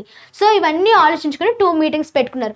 సో ఆ 2 మీటింగ్స్ నేమ్స్ మీకు ఇలా డైరెక్ట్గా న్యూ కన్జర్వేటిజం ఆఫ్టర్ 1815 అడగకుండా tell me about Congress of Vienna లేదా డ్యూక్ మెట్రనిక్ అని అడుగుతారు. అప్పుడు అది మీరు ఏం చెప్తారు, so it is a meeting అనేసి ఇప్పుడు మనం ఏదైతే మాట్లాడుకున్నామో దానికోసం చెప్పుకుంటామన్నమాట. సో అర్థమైంది కదా. సో ఫస్ట్ మనం ఏం చెప్పుకున్నాం, the making of nationalism and Europe అని చెప్పుకున్నాం. అసలు అరిస్టోక్రసీ అంటే ఎవరు, న్యూ మిడిల్ క్లాస్ అంటే ఎవరు, ఓకేనా. తర్వాత లిబరలిజం, నేషనలిజం అంటే ఏంటి, తర్వాత ఏ న్యూ కన్జర్వేటిజం, సో ఈ న్యూ కన్జర్వేటిజం అంటే ఏంటి, ఓకేనా. సో వీటన్నిటి కోసం మనము డిస్కస్ చేయడం అయితే జరిగింది. సో అర్థమైంది కదా న్యూ కన్జర్వేటిజం అంటే ఏంటి. Next the revolutionaries. సో ఏంటంటే ద రివల్యూషనరీస్ ఫార్మ్డ్. రివల్యూషనరీస్ అనేవి ఏం చేస్తున్నాయంట, ఒక సీక్రెట్ సొసైటీస్ అనే వాటిని in different parts of Europe, అంటే డిఫరెంట్ యూరప్స్ పార్ట్స్లోన సీక్రెట్ సొసైటీస్ అనే వాటిని ఈ రివల్యూషనరీస్ అనేవారు ఫామ్ చేస్తాయన్నమాట. సో ఇక్కడ ఏంటి, దేర్ ఎయిమ్, వాళ్ళ మెయిన్ ఎయిమ్ ఏంటి, to end monarchy and create independent nation states. So చెప్పాం న్యూ కన్జర్వేటిజం వచ్చింది అని. అప్పుడు మళ్ళీ కూడా ద రెవల్యూషనరీస్ అనేవి వచ్చి అవి ఏం ఫామ్ చేస్తున్నాయంట, డిఫరెంట్ ప్లేసెస్ దగ్గరికి వెళ్ళి, యూరప్లోనే డిఫరెంట్ ప్లేసెస్ దగ్గరికి వెళ్ళి సీక్రెట్ సొసైటీ, అంటే ఇక్కడ ఒక సీక్రెట్ సొసైటీ, అక్కడ ఒక సీక్రెట్ సొసైటీ, ఇంకొంచెం దూరం వెళ్ళాక అక్కడ ఒక సీక్రెట్ సొసైటీ అనే వాటిని ఫామ్ చేస్తున్నాయి. మరి ఇలా ఫామ్ చేయడానికి, సీక్రెట్ సొసైటీస్ అనే వాటిని ఫామ్ చేయడానికి మెయిన్ ఎయిమ్ ఏంటి అంటే మళ్ళీ కూడా ఏవైతే మోనార్కీస్, అంటే మళ్ళీ ఏవైతే కింగ్ రూల్స్ వస్తున్నాయో వాటిని అణిచివేయాలి, అవి రాకుండా చెయ్యాలి, ఓకేనా. సో ఇక్కడ ఏంటి, ఏవైతే మోనార్కీ ఉన్నాయో సో వాటిని ఎండ్ చెయ్యాలి, ఓకేనా. మళ్ళీ మనకి లిబర్టీ కావాలి, నేషనలిజం కావాలి, ఈక్వాలిటీ కావాలి, ఓకేనా అనేసి వాళ్ళు ఏం చేశారు, సీక్రెట్ సొసైటీ అనే వాటిని ఫామ్ చేశారన్నమాట. సో ఇక్కడ మనకి ఈ యొక్క రెవల్యూషనరీస్లో ఒక ఇంపార్టెంట్ లేదంటే ఒక ఫేమస్ రెవల్యూషనరీ ఏంటంటే, దీన్ని మీరు ఎలా ప్రొనౌన్స్ చేస్తారో నాకు తెలీదు, నేను గిస్సెప్పే అని ప్రొనౌన్స్ చేస్తాను. సో గిస్సెప్పే మజ్జిని అనేది ఎప్పుడు 1807 to 1872 మధ్యలో ఉంది. ఇదొక ఫేమస్ రివల్యూషనరీ మాట. అయితే ఇది మెయిన్గా ఫస్ట్ ఏంటంటే హీ వాజ్, సో ఎవరైతే గిసెప్పే మజ్జిన్ అనే వాళ్ళు ఉన్నాడో అతను ఒక Italian revolutionary. He believe that Italy should become one United nation. In 1831 he founded a secret society called young Italy. He also అంటే ఏంటంటే, సో ఇక్కడ ఏంటి అంటే ఒక, సో ఇతను ఏం చేశాడు, ఇతను ఒక ఇటాలియన్ రివల్యూషనరీ అనమాట. ఏంటి, ఒక సొసైటీ, ఇక్కడ మన సీక్రెట్ సొసైటీ, రెవల్యూషనరీస్ అనేవి ఏం ఫామ్ చేస్తున్నాయి, సీక్రెట్ సొసైటీస్ ఫామ్ చేస్తున్నాయి. అలాగే ఇక్కడ ఒక సీక్రెట్ సొసైటీ ఉంది, దాని నేమ్ ఏంటి అంటే young Italy. So young Italy అనే ఒక సొసైటీ అనే దాన్ని సీక్రెట్ సొసైటీ అనేది ఉందన్నమాట. అతను ఏం బిలీవ్ చేశాడు అంటే, అతను ఏం నమ్మాడు, ఇలాగా ఒక సీక్రెట్ సొసైటీ అనేది ఉండడం వల్ల అతను ఏం బిలీవ్ అయ్యాడంటే ఇటలీ అనేది యునైటెడ్ నేషన్ కింద అవుతుంది అని బిలీవ్ చేశాడనమాట. సో అర్థమవుతుందా, ఇతను ఇదేంటంటే ఒక ఫేమస్ రెవల్యూషనరీ. ఓకేనా. సో ఈ ఫేమస్ రెవల్యూషనరీలో ఏంటంటే ఇక్కడ ఈ గిసెప్పే మజ్జిని అనే ఒక వ్యక్తి ఇటాలియన్ రెవల్యూషనరీ మాట. సో ఇక్కడ ఒక సీక్రెట్ సొసైటీ ఉంది, దాని నేమ్ ఏంటి అంటే యంగ్ ఇటలీ మాట. ఈ యంగ్ ఇటలీ ద్వారా మనము ఏం చేయగలము అంటే ఈ ఇటలీని యునైటెడ్ నేషన్ కింద చేయగలము అని ఇతను నమ్మాడు. అదేవిధంగా ఆ నమ్మకం ప్రకారమే అతను యూరప్లో కూడా యంగ్ యూరప్ అనే ఒక సీక్రెట్ సొసైటీని స్టార్ట్ చేశాడు. టు స్ప్రెడ్ దేనికి to spread the idea of nationalism in different European. అంటే యూరప్లో కూడా సేమ్ ఇలాంటిదే యంగ్ యూరప్ అనే ఒక సీక్రెట్ సొసైటీ అనేది దాన్ని స్టార్ట్ చేశాడు. ఎందుకు అంటే టు స్ప్రెడ్ ఎందుకు మోనార్కీ అనేది దాన్ని ఎండ్ చేయడం కోసం, నేషనలిజం, ఫ్రీడమ్ కోసం, ఈక్వల్ రైట్స్ కోసం స్ప్రెడ్ చేయడానికి, ప్రతి ఒక్క కంట్రీలో ఉన్న ప్రతి మూలల ప్రతి ఒక్కరికి కూడా అది వెళ్ళేలాగా, స్ప్రెడ్ అయ్యేలాగా, దానికోసం ఇది స్టార్ట్ చేశారు. His ideas inspired many young people to fight for the freedom and national unity. So ఇలా దీనివల్ల ఇక్కడ యంగ్ ఇటలీ, యంగ్ యూరప్ ఇవి క్రియేట్ చేయడం వల్ల అతని ఐడియా అనేది మొత్తం యంగ్ పీపుల్ అనేది ఏం చేసిందంటే ఇన్స్పైర్ చేసింది. ఓకేనా. ఎస్, మేము ఫైట్ చేయాలి, మా ఫ్రీడమ్ కోసం, మేము కాకపోతే ఇంకెవరు ఫైట్ చేస్తారు, మేము ఫైట్ చేస్తాము, మాకు ఫ్రీడమ్ కావాలి, మాకు రైట్స్ కావాలి అని ఈ యంగ్ పీపుల్ అనే దానికి ఏమొచ్చిందంట, ఇన్స్పైర్. సో ఎవరి వల్ల, ఈ యొక్క గిసెప్పే మజ్జిని ద్వారా. ఓకేనా. సో రెవల్యూషనరీస్ అంటే ఏంటంటే సీక్రెట్ సొసైటీస్.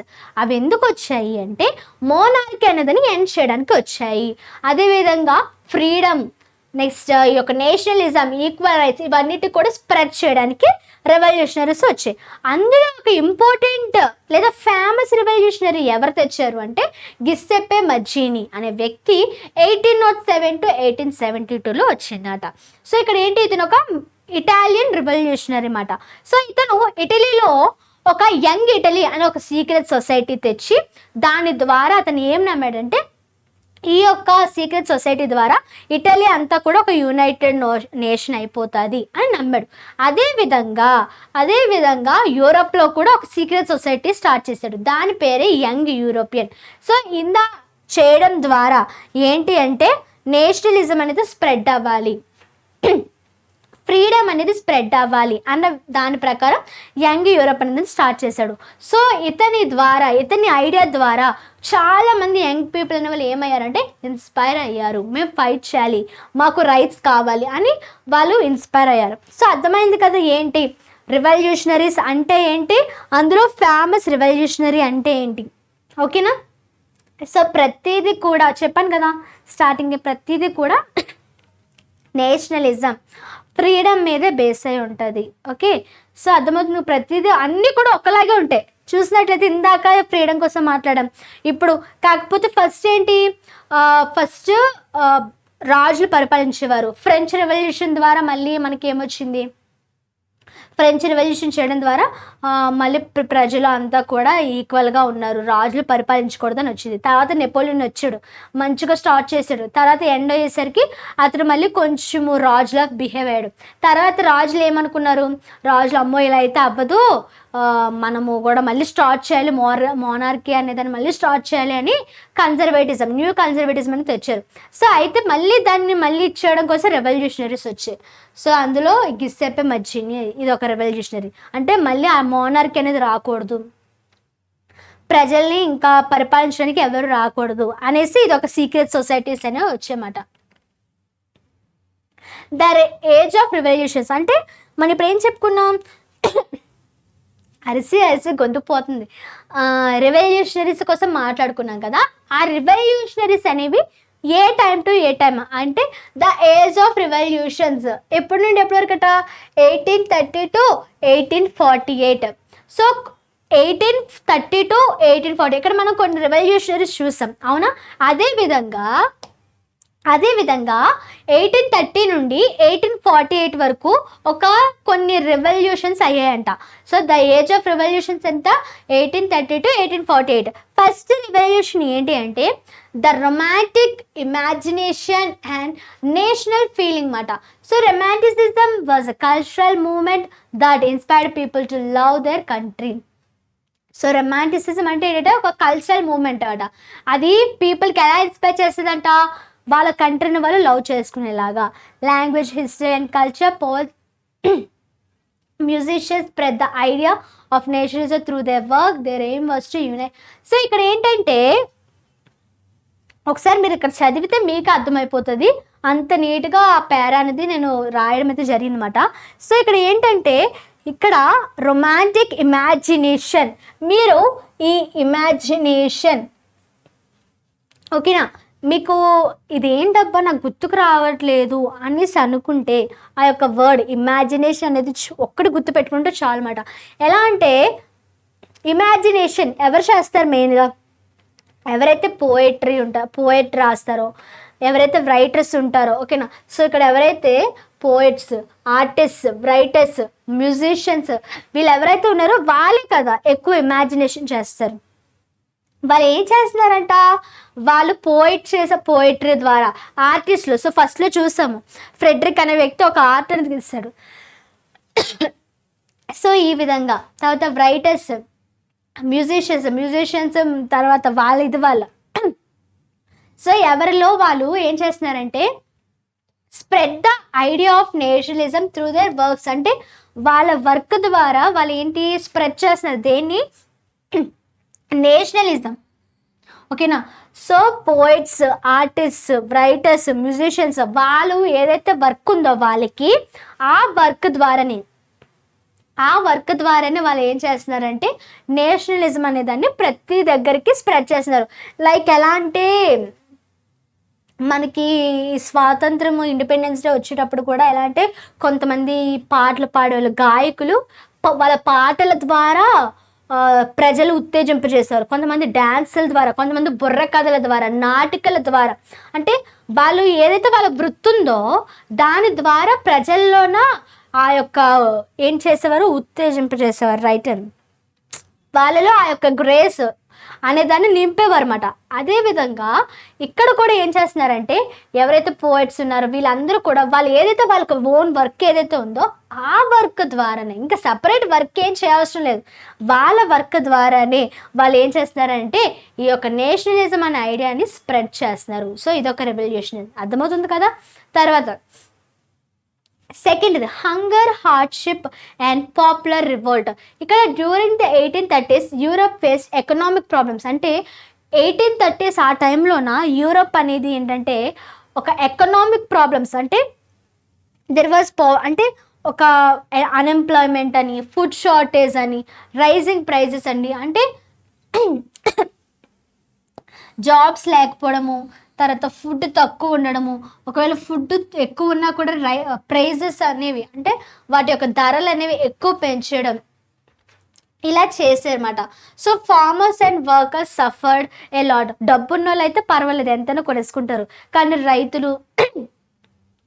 రైతులు తర్వాత ఎవరైతే వర్క్ చేస్తున్నారో వర్కర్స్ వీళ్ళంతా కూడా ఏం చేశారంటే suffered a lot. As the result people protested and revolted. Protested అంటే తెలుగులో అర్థం ఏంటంటే నిరసన చూపించడం, రివోల్టెడ్ ఇందాకే చెప్పుకున్నాం. రివోల్టెడ్ అంటే ఏం చెప్పుకున్నాం? సో ఇందాక మీరు క్లాస్ బాగా వినుంటే ఇప్పటికే మీకు అర్థమైపోతుంది. రివోల్టెడ్ అంటే తిరుగుబాటు. సారీ ఏమనకండి, స్టార్టింగ్లో గట్టిగా అరిచాను కదా, దానివల్ల ఇప్పుడు వాయిస్ అనేది రావట్లేదు బయటికి. ఓకే, సో ఏంటి, పీపుల్ అనే వాళ్ళు ఏం చేశారంటే నిరసన చేశారు, తిరుగుబాటు చేశారు against government demanding better living. అంటే ఓకే, ఇప్పుడు అర్థమైంది కదా. దీని ప్రకారం ఒకటి ఈజీగా చెప్తాను చూడండి. ఏంటంటే 1830లోన ప్రజల్లో యూరోప్లో ఉన్న వాళ్ళకి ఏంటంటే ఎకనామిక్గా ప్రాబ్లం వచ్చింది. అంటే ఎలా అంటే వాళ్ళకి జాబ్స్ లేకపోవడము, లేకపోతే ఫుడ్ అనేది తక్కువగా ఉండడం. ఒకవేళ ఫుడ్ ఉన్న తక్కువలో కూడా ఏంటి, తక్కువ ఫుడ్డే ఉంది కదా అని ఎక్కువ ప్రైజెస్ పెంచడము. ఓకే, సో ఇలాగా ఏం చేసిందంటే గవర్నమెంట్ అనేది ఎక్కువ ప్రైజెస్ పెంచడం ఇలా చేసిందన్నమాట. అప్పుడు ప్రజలు ఏం చేశారంటే 2 రకాలుగా చేశారు. ఫస్ట్ నిరసన చేశారు. అంటే ఎలా అంటే సో ఏమంటారు, ప్రొటెస్టెడ్ అంటే నిరసన చేస్తారు అన్నమాట. నిరసన అనేది పీస్ఫుల్గా చేస్తారు. అంటే గట్టిగా అరుచుకోవడాలు కానీ లేదంటే ఫైట్ చేయడం కానీ ఇలా ఏముండదు, నిరసన చేస్తారు. జస్ట్ లైక్ ఎలా అంటే నిరసన చేయడం అంటే ఏమని చెప్తామంటే బంద్ చేయడము అలాంటివి చేస్తారు కదా, అక్కడ కూర్చొని ధర్నా చేస్తారు, అలా ఉంటాయి కదా. సో అది ప్రొటెస్ట్ అనమాట. అది ప్రొటెస్ట్ అంటే నిరసన చేస్తారు. ఇందులోన పీస్ఫుల్గా చేస్తారు, ఎటువంటిది ఉండదు. అదే రివోల్టెడ్ తిరుగుబాటు అంటే ఏంటంటే వైలెన్స్ మాట. అంటే ఇది సైలెన్స్ అయితే అది వైలెన్స్, దీనికి ఆపోజిట్ ఇది సైలెన్స్ అయితే నిరసన అనేది, ఇది వైలెన్స్ అంటే ఇంకా తిరుగుబాటు. మాకు ఇది చేస్తే లేకపోతే మీరు చేయకపోతే కొట్టేస్తాము, లేకపోతే అవి తగలబెట్టేస్తాము అన్న విధంగా స్టార్ట్ అయ్యారు. కానీ వీళ్ళు ఏంటంటే ఈ పీపుల్ అనేవాళ్ళు ప్రొటెస్టెడ్ కన్నా రివోల్టెడ్ అంటే ఎప్పుడైతే నిరసన కన్నా తిరుగుబాటు చేస్తారో అప్పుడే వాళ్ళు మంచిగా సక్సెస్ అయ్యారన్నమాట. అంటే వాళ్ళకి కావాల్సింది వాళ్ళకి అప్పుడే వచ్చింది ఎప్పుడైతే వాళ్ళు తిరుగుబాటు చేశారో. నిరసన చేస్తున్నంత వరకు వాళ్ళకి ఏమీ రాలేదు, తిరుగుబాటు చేసినప్పుడు వాళ్ళకి కావాల్సింది వాళ్ళకి వచ్చిందన్నమాట.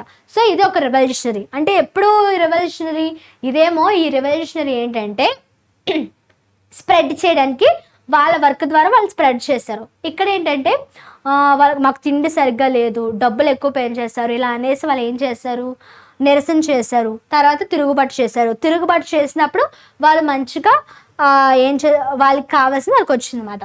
సో ఇవి 2 రెవల్యూషనరీస్. అండ్ లాస్ట్ ఏంటంటే the revolution of the liberals. అంటే ఏంటి, ఇక్కడ మనకి ఎడ్యుకేటెడ్ మిడిల్ క్లాస్ పీపుల్ ఎవరైతే ఉన్నారో వాళ్ళు ఏంటి, మాకు కాన్స్టిట్యూషనల్ గవర్నమెంట్ కావాలి, ఫ్రీడమ్ కావాలి, ఫ్రీడమ్ ఆఫ్ ది ప్రెస్ కావాలి, ఫ్రీడమ్ ఆఫ్ అసోసియేషన్ కావాలి, అండ్ నేషనల్ యూనిఫికేషన్ కావాలి. They also want equal rights కావాలి, అండ్ అండ్ ఎలక్టెడ్ గవర్నమెంట్ కావాలి మాకు. ఓకేనా, also many revolutions for later suppressed. అంటే ఏంటి ఇక్కడ the revolution of the liberals అంటే ఏంటి, మాకు ఫ్రీడమ్ కావాలి, నేను కాన్స్టిట్యూషన్ మాకు కావాలి, మాకు ఆ ఫ్రీడమ్ కావాలి, ప్రజల్ని ఎలక్ట్ చేసుకునే ఫ్రీడమ్ కావాలి. ఓకేనా, సో ఇవన్నీ కూడా మాకు ఫ్రీడమ్ కావాలి అనేసి మనకి ఎవరు, ఎడ్యుకేటెడ్ మిడిల్ క్లాస్, ఇందాక చెప్పుకున్నాం కదా, ఎడ్యుకేటెడ్ మిడిల్ క్లాస్ ఎవరైతే ఉన్నారో వాళ్ళు రెవల్యూషన్ డిమాండింగ్ అనేది చేస్తున్నారు అనమాట. ఓకేనా, 3 డిమాండింగ్స్ చూసాం, 3 రెవల్యూషన్స్ చూసాం. సో ఫస్ట్ 2 కూడా, ఈ 2 తర్వాత ఇది, ఇవన్నీ కూడా ఎప్పుడే the age of revolutions 1830 to 1848 మధ్యలో జరిగాయన్నమాట. సో అర్థమైంది కదా. Next the making of Germany and Italy. The making of Germany and Italy. So ఇక్కడ ఏంటి, Germany can the army be the architect of a nation. First ఏంటంటే Germany had 39 small states. అంటే Germany అనే ఒక కంట్రీలో 39 small states ఉన్నాయంట. At first people try to unite Germany peacefully but they failed. So ఏం చేశారంటే ఫస్ట్ అంటే ఇందాక చూసారు కదా, నిరసన అంటే స్లోగా మనం సాధిద్దాము. ఫస్ట్ పీపుల్ ఏమనుకున్నారంటే try to unite Germany peacefully, జర్మనీని యునైట్ చేయడానికి అంటే యూనిటీగా ఉండడానికి, జర్మనీ అనేదాన్ని మొత్తం కలపడం కోసం.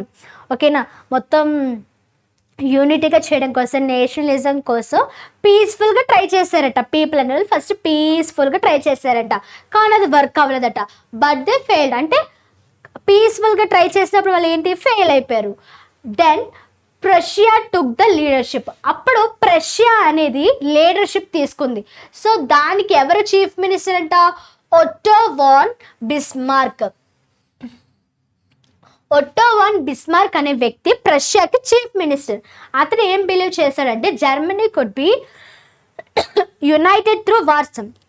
ఇంకా మనం ఇలాగా కూల్గా పీస్ఫుల్గా అడిగితే ఇంకా పని అవ్వదు, మనం ఏం చేయాలంటే వార్ చేయాలి, అంటే యుద్ధం చేయాలి, యుద్ధం స్టార్ట్ చేయాలి, ఫైటింగ్ స్టార్ట్ చేయాలి. ఇంకా అప్పుడే కానీ నార్మల్గా పీస్ఫుల్గా వెళ్తే మాత్రం మనకి ఇంకా ఈ యొక్క జర్మనీ అనేది యూనిటీ అవ్వదు.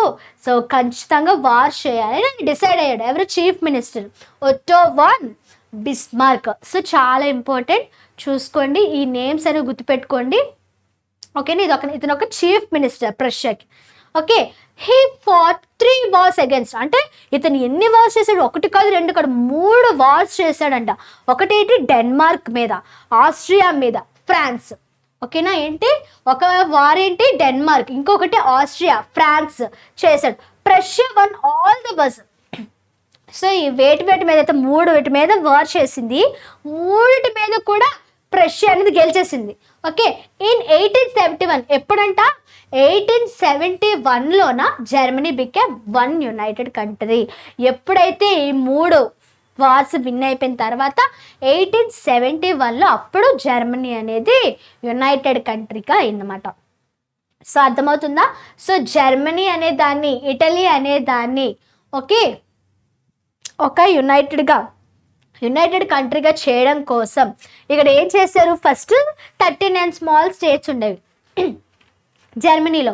అప్పుడు ఏంటి, ప్రజలందరూ కూడా జర్మనీ అనేదాన్ని యునైట్ చేయాలి అనేసి పీస్ఫుల్గా ట్రై చేశారు. ఫస్ట్ ఇలా పీస్ఫుల్ ట్రై చేస్తుంటే ఎంతకీ అవ్వట్లేదు.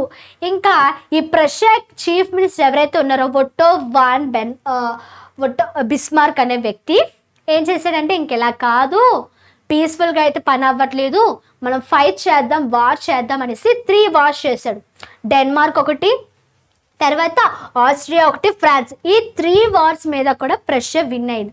సో ఇలా విన్ అయిన తర్వాత అప్పుడు 1871లో అప్పుడు ఏంటి, జర్మనీ అనేది యునైటెడ్ కంట్రీగా మారింది. మరి జర్మనీ యునైటెడ్ కంట్రీగా మారిపోయింది. తర్వాత ఇంకేముంది? ఇటలీ ఉంది. So Italy was also divided into. So మనకి జర్మనీలో 39 స్టేట్స్ ఉన్నాయి, అవునా? అదేవిధంగా ఇటలీలో కూడా కొన్ని స్మాల్ స్టేట్స్ ఉన్నాయంట. Many leaders work together to unit Italy. చాలా మంది లీడర్స్ ఏం చేశారంటే వర్క్ చేశారు. ఎందుకు? ఇటలీ అనే దాన్ని యునైట్ చేయడానికి, యునైటెడ్ కంట్రీగా చేయడం కోసం చాలా మంది లీడర్స్ ఏం చేశారంటే కష్టపడ్డారంట. Giuseppe Mazzini gave the idea of united Italy. So ఇందాక మనం చెప్పుకునేటప్పుడు గిసెప్పే మజ్జిని అనే వ్యక్తి ఇటలీ రెవల్యూషనరీ అని చెప్పుకున్నాం. చూసారా ఒకదానికొకటి ఎలా కనెక్షన్ ఉందో? సో మీరు ఇక్కడ మంచిగా వింటే అక్కడ ఓకే, గిసెప్పే మజ్జిని అనే వ్యక్తిని ఎక్కడో విన్నానే, ఇటలియా అయితే ఇక్కడ సంబంధించింది అని మనకు అర్థమవుతుంది సరిగ్గా వింటే. ఓకే, సో ఇతను ఏంటి, సో మెనీ లీడర్స్ ట్రై చేస్తాడంట. అప్పుడు ఒక ఐడియా వచ్చింది ఎవరికి? గిసెప్పే మజ్జినికి. ఇతను ఏంటి, ఇటలీని యునైట్ చేయడానికి అతను ఒక ఐడియా వచ్చింది. Count Cavour plan the unification. So ఇతనికి ఎవరికి? గిసెప్పే మజ్జినికి ఐడియా వచ్చింది. కౌంట్ కేవర్ అనే వ్యక్తి ఏం చేశాడు? ప్లాన్ చేశాడు, యూనిఫికేషన్ కోసం ప్లాన్ చేశాడు. ఈ గిసెప్పే గరిబల్ది అని ఏం చేశాడు? Fought battles with his red shirts army. అంటే అతను ఏం చేశాడు? ఫైట్ చేశాడు. ఓకే, సో అర్థమవుతుందా? ఫస్ట్ ఒక వ్యక్తి ఏం చేశాడంటే ఐడియా చేశాడు. తర్వాత ఇంకొక వ్యక్తి ఏం చేశాడంటే ఆ ఐడియాని ప్లాన్ చేశాడు. తర్వాత ఇంకొక వ్యక్తి ఏం చేశాడంటే ఆ ప్లాన్ని ఎగ్జిక్యూట్ చేశాడు అనమాట. ఓకే, ఏం చేశాడు? ఎగ్జిక్యూట్ చేశాడు. ఒక గిసెప్పే మజ్జిని ఒక ఐడియా వచ్చింది. కౌంట్ కేవర్ అనే వ్యక్తి ప్లాన్ చేశాడు ఆ యూనిఫికేషన్ కోసం. ఇంకా గిసెప్పే గారిబల్ది అనే వ్యక్తి ఏం చేశాడంటే ఫైట్ చేశాడు. తర్వాత అలా ఫైట్ చేశాక అప్పుడు ఇటలీ అనేది ఏమైంది? యునైటెడ్ అయిపోయిన తర్వాత అప్పుడు దానికి ఉన్న ఫస్ట్ కింగ్ ఎవరంటే విక్టర్ ఇమ్మాన్యుయల్ II. ఎవరు? విక్టర్ ఇమ్మాన్యుయల్ టూ మాట. ఇతను ఆ యొక్క యునైటెడ్ ఇటలీకి ఫస్ట్ కింగ్. ఎవరు? Victor Emmanuel. In 1861 Italy became a united country. ఎప్పుడైందంట? 1861లో. జర్మనీ ఎప్పుడైంది? 1871లో అయింది. అంటే ఫస్ట్ జర్మనీ కానీ ఇటలీయే యునైటెడ్ కంట్రీ అయిపోయింది. Later Venetia and Rome also join Italy. అంటే తర్వాత ఈ రెండు కూడా ఇటలీలో జాయిన్ అయిపోయాయి. అర్థమైందా? సో ఇక్కడ ఫస్ట్ ఇటలీలో ఇక్కడ ఏంటంటే ఇది కూడా స్మాల్ స్మాల్ స్టేట్స్ ఉన్నాయి. అయితే ఏంటంటే చాలా లీడర్స్ అనేవాళ్ళు ఆలోచిస్తున్నారు అనమాట, ఇటలీని యునైటెడ్ కంట్రీగా చేసేయాలి ఎలా అయినా అనేసి ఆలోచిస్తున్నప్పుడు అప్పుడు ఈ గిస్సెప్పే మజ్జిన్ అనే వ్యక్తికి ఒక ఐడియా వచ్చింది. తర్వాత కౌంట్ క్యావర్ అనే వ్యక్తి దాన్ని ప్లాన్ చేశాడు. తర్వాత ఈ గిస్సెప్పే గరిబెల్ది అనే వ్యక్తి ఫైట్ చేశాడు, వార్స్లోకి దిగి యుద్ధాలు చేశాడు. అంతా బాగానే అయింది. సో మొత్తానికి యుద్ధం అయి గెలిచేసి ఇటలీ అనేదాన్ని యునైటెడ్ కంట్రీ చేసేసారు. సో యునైటెడ్ కంట్రీ అయిన తర్వాత అప్పుడు ఫస్ట్ కింగ్ ఎవరు అంటే విక్టర్ ఇమ్మాన్యుయల్ టూ. మనకి ఎప్పుడు యునైటెడ్ అయింది ఇటలీ అనేది అంటే 1861లో అయింది. సో తర్వాత మెల్లమెల్లగా వెనేటియా, రోమ్ ఇవన్నీ కూడా ఇటలీలో జాయిన్ అయిపోయాయి. సో అర్థమైందా? ఈ పాయింట్స్ అనే వాటిని మీరు ఈజీగా గుర్తుపెట్టుకోవడానికి మీరు ఈ పాయింట్సే ఎగ్జామ్లో రాయకూడదు. చెప్పాను కదా ఇందాకే, ఈ పాయింట్స్ ఏంటంటే ఈజీగా చూసిన వెంటనే ఓకే వాట్ ఈజ్ వాట్. ఇప్పుడు నేను చూశాను, ఇలా చదివితే ఓకే మీకు ఎక్స్ప్లెయిన్ చేయగలుగుతున్నాను, అవునా? అలాగా మీరు ఇలా చూడగానే ఓకే ఇది అలాగా అనేసి గుర్తుంటుంది. అంతేగాని పేరా అనేసి చదివితే అలా కాదు. పాయింట్స్గా మీరు ఆ పేరాని పాయింట్స్ కింద మార్చుకొని దాన్ని చదవాలి. రాసేటప్పుడు పేరాగా రాయాలి. ఓకేనా? Next visualising the nation. Visualising the nation ఏంటంటే during the 18th and 19th centuries artist wanted to spread the feeling of nationalism. So ఏంటంటే 18th, 19th centuries ఏమైందంటే ఆర్టిస్టులు ఉన్నాయి కదా, ఇందాక ఫస్ట్ దాంట్లో ఫెడరిక్ చూసాం కదా, ఒక ఆర్ట్ గీసాడు. సో ఎలా అంటే వాళ్ళకు ఈ నేషనలిజం కోసం ఆర్ట్ గీయాలి. వాళ్ళ ఆర్టిస్టులు కదా, వాళ్ళు ఏం చేయగలరు? ఆర్టిస్టులు ఆర్ట్ గీయగలరు, వాళ్ళు ఫైట్ చేయగలరు. వాళ్ళకి ఫైట్ చేయమంటే వాళ్ళు ఫైట్ చేయలేరు. ఎందుకు? వాళ్ళ ఆర్టిస్టులు కాబట్టి వాళ్ళ వర్క్ ఏదో వాళ్ళు అదే చేయగలరు. అయితే వాళ్ళు ఏమనుకున్నారంటే 18th, 19th centuryకి వచ్చేసరికి మేము ఆర్ట్ గీస్తాము, దేనికి సంబంధించి నేషనలిజానికి సంబంధించి ఆర్ట్లు గీస్తాము అనేసి ఆర్టిస్టులు అనుకున్నారు. అలా అనుకొని ఏం గీస్తారంట? ఫీమేల్ ఫిగర్స్ అంటే ఫీమేల్ డయాగ్రామ్స్ అనే వాటిని గీసారు. They represented it using female figures. Okay, దేంటి? నేషనలిజం. సో ఫీమేల్ ఫిగర్స్ని నేషనలిజం తోటి ఇండికేట్ చేశారు. అర్థమవుతుందా? వాళ్ళు మేము నేషనలిజం అనే దాన్ని డయాగ్రామెటిక్గా చూపించాలనుకుంటున్నాము అనేసి ఆ నేషనలిజంని ఫీమేల్ ఫిగర్స్తో కంపేర్ చేశారు, ఫీమేల్ ఫిగర్స్తో ఇండికేట్ చేశారు. First these female figures were not real women. అంటే ఉమెన్స్ గీశారు కదా, వాళ్ళు నిజంగా అక్కడ ఎవరో, ఇప్పుడు ఫర్ ఎగ్జాంపుల్ మనకి మోనాలిసా చిత్రాలు ఇవన్నీ ఉంటాయి, వాళ్ళు ఏంటో వాళ్ళు నిజంగా ఉన్నారు, వాళ్ళ బొమ్మల్ని గీశారు. ఓకేనా? ఇప్పుడు నేను ఉన్నాను, నా దగ్గరికి వెళ్ళి ఎవరికైనా అంటే ఆర్టిస్టుల దగ్గరికి వెళ్ళి నా డ్రాయింగ్ గీయమంటే గీస్తారు వాళ్ళు, అది ఓకే. అంటే నేను నిజంగా ఉన్నాను, నాది గీయమంటే చూసి గీస్తారు. అయితే ఈ ఉమెన్స్ ఏంటంట, ఈ ఫీమేల్స్ అనే వాళ్ళు నిజంగా లేరు, ఈ ఆర్టిస్టులు ఊహించుకుంటున్నారు అనమాట. ఈ ఆర్టిస్టులు ఊహించుకొని వాళ్ళకి తగినట్టుగా వాళ్ళు గీస్తున్నారు. These female figures were not real women. వాళ్ళు నిజమైన స్త్రీలు కాదు, జస్ట్ వాళ్ళ ఇమాజినేషన్కి తగ్గట్టు వాళ్ళు గీశారు. Okay, they were symbols of the nation. So చెప్పాను కదా, వాళ్ళు ఏంటి? నిజమైన స్త్రీలు కాదు, వాళ్ళు నేషన్కి symbols. Okay, just as we use symbols like flag to represent. అంటే లైక్ ఎలా అంటే మనం ఇండియాకి ఈ ఫ్లాగ్, పాకిస్తాన్కి ఈ ఫ్లాగ్, ఒక ఆస్ట్రేలియాకి ఈ ఫ్లాగ్ అని అంటాం కదా, అలాగా అంటే ఈ కంట్రీకి ఈ ఫ్లాగ్ అని ఎలా చెప్తున్నామో ఈ నేషన్కి ఈ ఉమెన్, ఈ నేషన్కి ఈ ఫీమేల్ డయాగ్రామ్ అనేసి ఆ విధంగా ఆర్టిస్టులు అనేవాళ్ళు గీశారంట. ఓకేనా. Artist use female figures to represent nations. ఓకేనా. సో అంటే ఏంటంటే 18th 19th సెంచరీస్లోన ఆర్టిస్టులు ఏమనుకున్నారంటే మనము నేషన్కి సంబంధించి నేషనలిజంకి సంబంధించి ఒక ఆర్ట్ అనేది గీద్దాం అనుకున్నారు. కానీ ఎలా గీశారు అంటే ఫీమేల్ ఫిగర్స్ అనే వాటిని గీశారు, ఫీమేల్ డయాగ్రామ్స్ గీశారు. ఫీమేల్ డయాగ్రామ్స్ అంటే వాళ్ళు ఎవరు నిజంగా ఉన్నవాళ్ళు కాదు, వాళ్ళు ఇమేజిన్ చేసి ఈ విధంగా గీయాలి అని గీశారు. సో ఎలా అయితే మనకి ఒక కంట్రీకి ఫ్లాగ్ ఎలా అయితే ఇండికేట్ చేస్తామో అలాగా ఈ నేషన్కి ఈ ఫీమేల్ డయాగ్రామ్ అని వాళ్ళు రిప్రజెంట్ చేశారు. ఓకేనా. సో మనకి ఇందులో 2 ఉంటాయి, 2 ఫీమేల్ డయాగ్రామ్స్. ఫస్ట్ది మరియన్నే, ఇది ఫ్రాన్స్ నేషన్కి సంబంధించింది. Marianne was the national symbol of France. ఇక్కడ మరియన్నే వాజ్ ద ఏంటి, ఏ నేషనల్, ఫ్రాన్స్ నేషనల్కి సంబంధించి మరియన్నే అనే ఒక స్త్రీని గీయడం అయితే జరిగింది. ఓకేనా. సో మరియన్నే అంటే సో మీకు ఎంసీక్యూస్లో గట్టా అడగొచ్చు మాట. ఎలా అంటే మరియన్నే అనే వ్యక్తి ఏ నేషనల్ సింబల్ అనే దాన్ని రిప్రజెంట్ చేస్తుంది అంటే ఫ్రాన్స్. ఓకేనా. షీ రిప్రజెంటెడ్, ఏం రిప్రజెంట్ చేస్తుంది అంటే ఫ్రీడమ్, ఈక్వాలిటీ, రిపబ్లిక్ అనే దాన్ని అది రిప్రజెంట్ చేస్తుంది. She was often shown wearing a red cap. ఇక్కడ చూసుకున్నట్లయితే ఒక రెడ్ క్యాప్ అనే దాన్ని ఆవిడ పెట్టుకొని ఉంది. సో అది ఏంటి చిహ్నం అంటే symbol of Liberty. So symbol of Liberty అంటే ఏం చెప్పాను, freedom. So symbol of Liberty అనే దాన్ని ఆవిడ అంటే ఆ రెడ్ క్యాప్ ఏదైతే ఉందో, సో ఆవిడ రెడ్ క్యాప్ పెట్టుకున్నారు.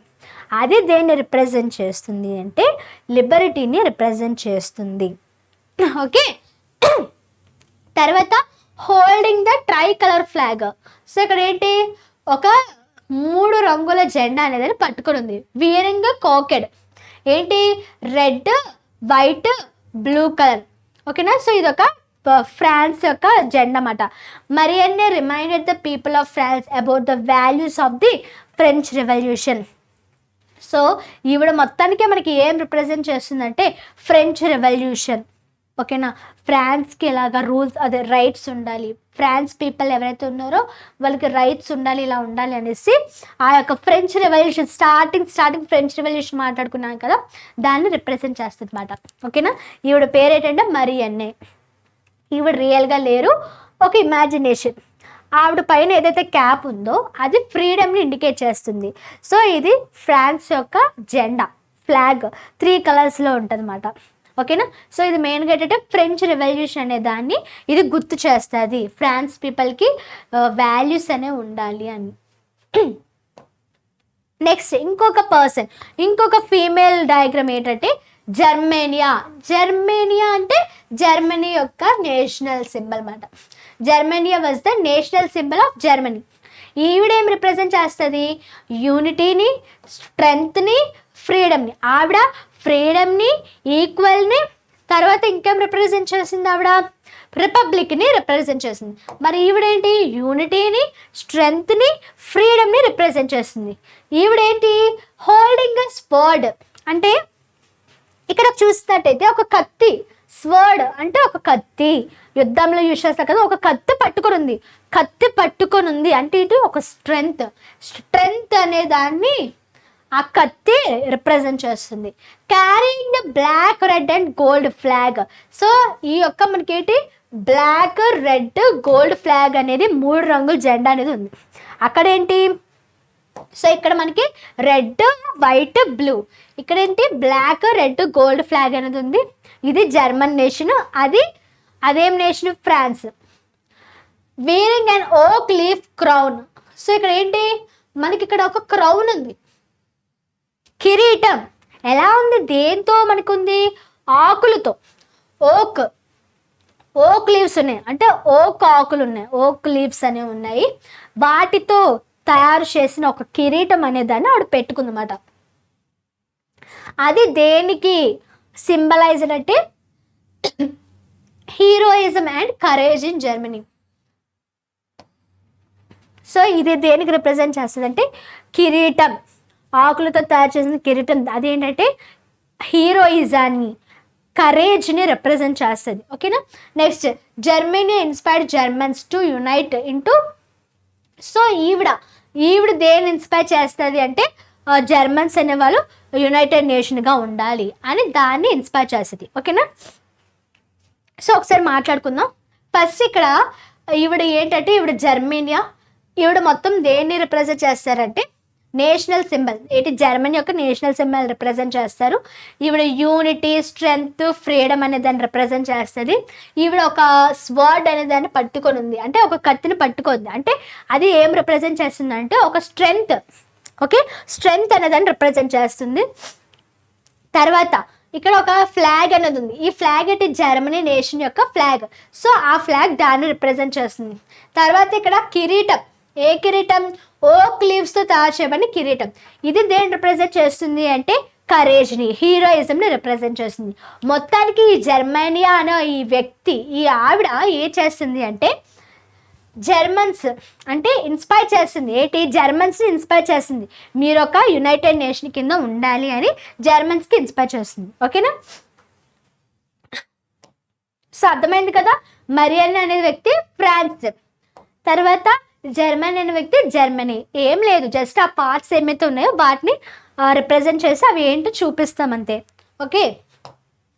నెక్స్ట్ లాస్ట్గా ఏంటి అంటే నేషనలిజం అండ్ ఇంపెరియలిజం. నేషనలిజం అంటే ఏంటి? ప్రతి ఒక్కరు కూడా లవ్తో ఉండాలి, ప్రతి ఒక్కరు కూడా యూనిటీగా ఉండాలి. మొత్తం ఈ చాప్టర్ అంతా దానికి కోసం మనం మాట్లాడుకుంటున్నాం. ప్రతి ఒక్కరు కూడా యూనిటీగా, లవ్ అండ్ ఎఫెక్షన్తో ఉండాలి అని నేషనలిజం చెప్తుంది. అయితే nationalism United many European country, అంటే యూరోపియన్ కంట్రీస్ ఏవైతే ఉన్నాయో చాలా యూరోపియన్ కంట్రీస్ అనే వాటిని నేషనలిజం అనేది యునైట్ చేసింది. Later it become aggressive and led to imperialism. తర్వాత ఇది మెల్లమెల్లగా ఏమైంది? ఇంపెరియలిజం అయ్యింది.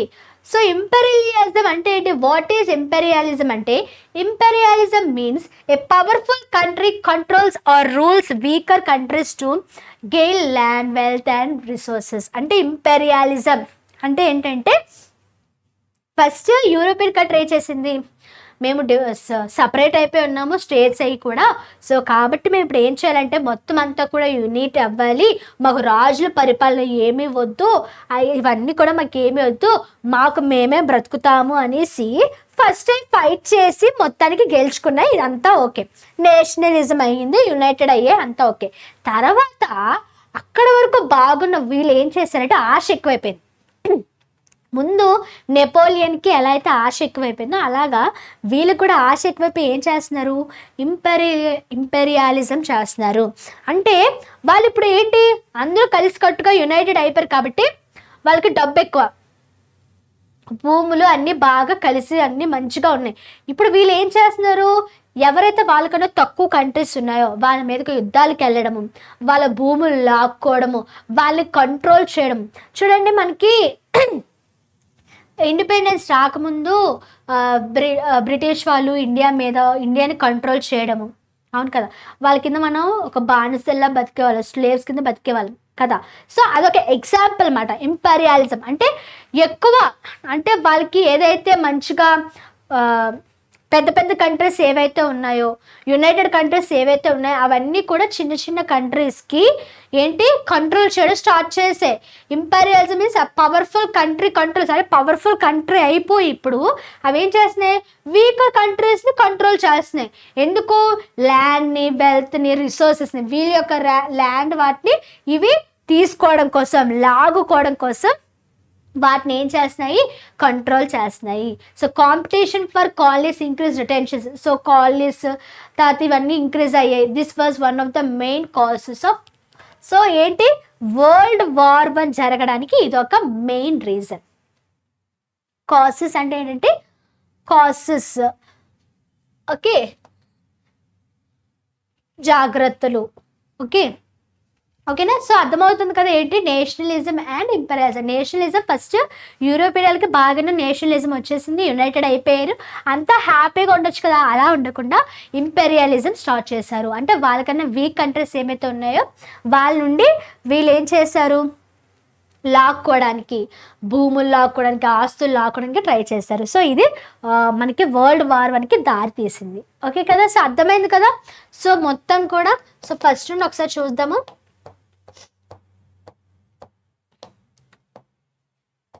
So first the rise of nationalism in Europe అంటే ఏంటో చూసాము.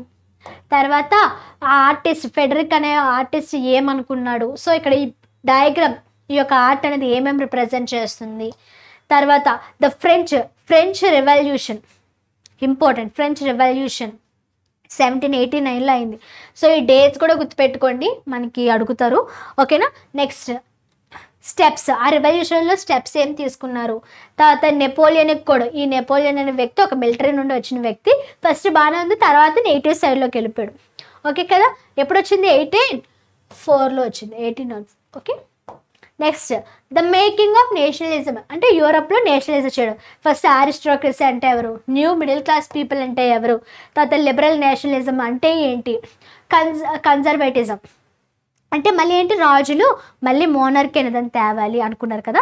సో అది ఎప్పుడు 1815 తర్వాత, అంటే నెపోలియన్ కోడ్ అయిపోయిన తర్వాత ఏంటి, ద రెవల్యూషనరీస్. అయితే ఇలాగ మళ్ళీ మోనర్కీలా అనుకుంటున్నారు కాబట్టి మళ్ళీ దీన్ని మనం ఎండ్ చేయాలి, స్ప్రెడ్ చేయాలి, ఒక సీక్రెట్ సొసైటీ అనేది వాటిని తేవాలి అని రెవల్యూషనరీస్ అనే వాళ్ళు ఫామ్ చేశారు. అందులో ఒక ఫేమస్ ఏంటి, గిసెప్పే మెజ్జిని.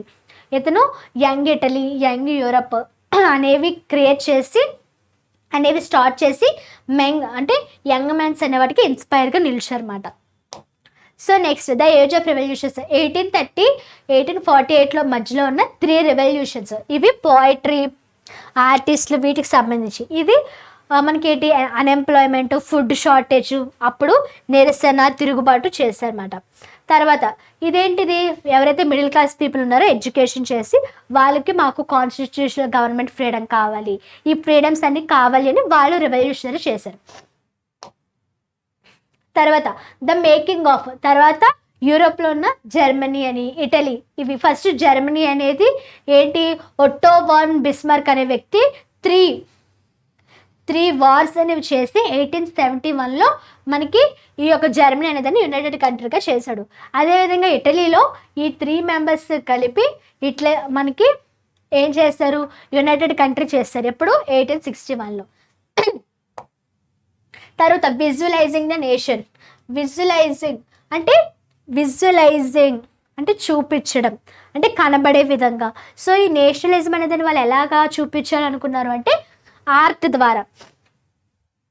అంటే నార్మల్గా డయాగ్రామ్స్లో ఎలాగా ఫీమేల్ వర్షన్స్లో గీసారన్నమాట.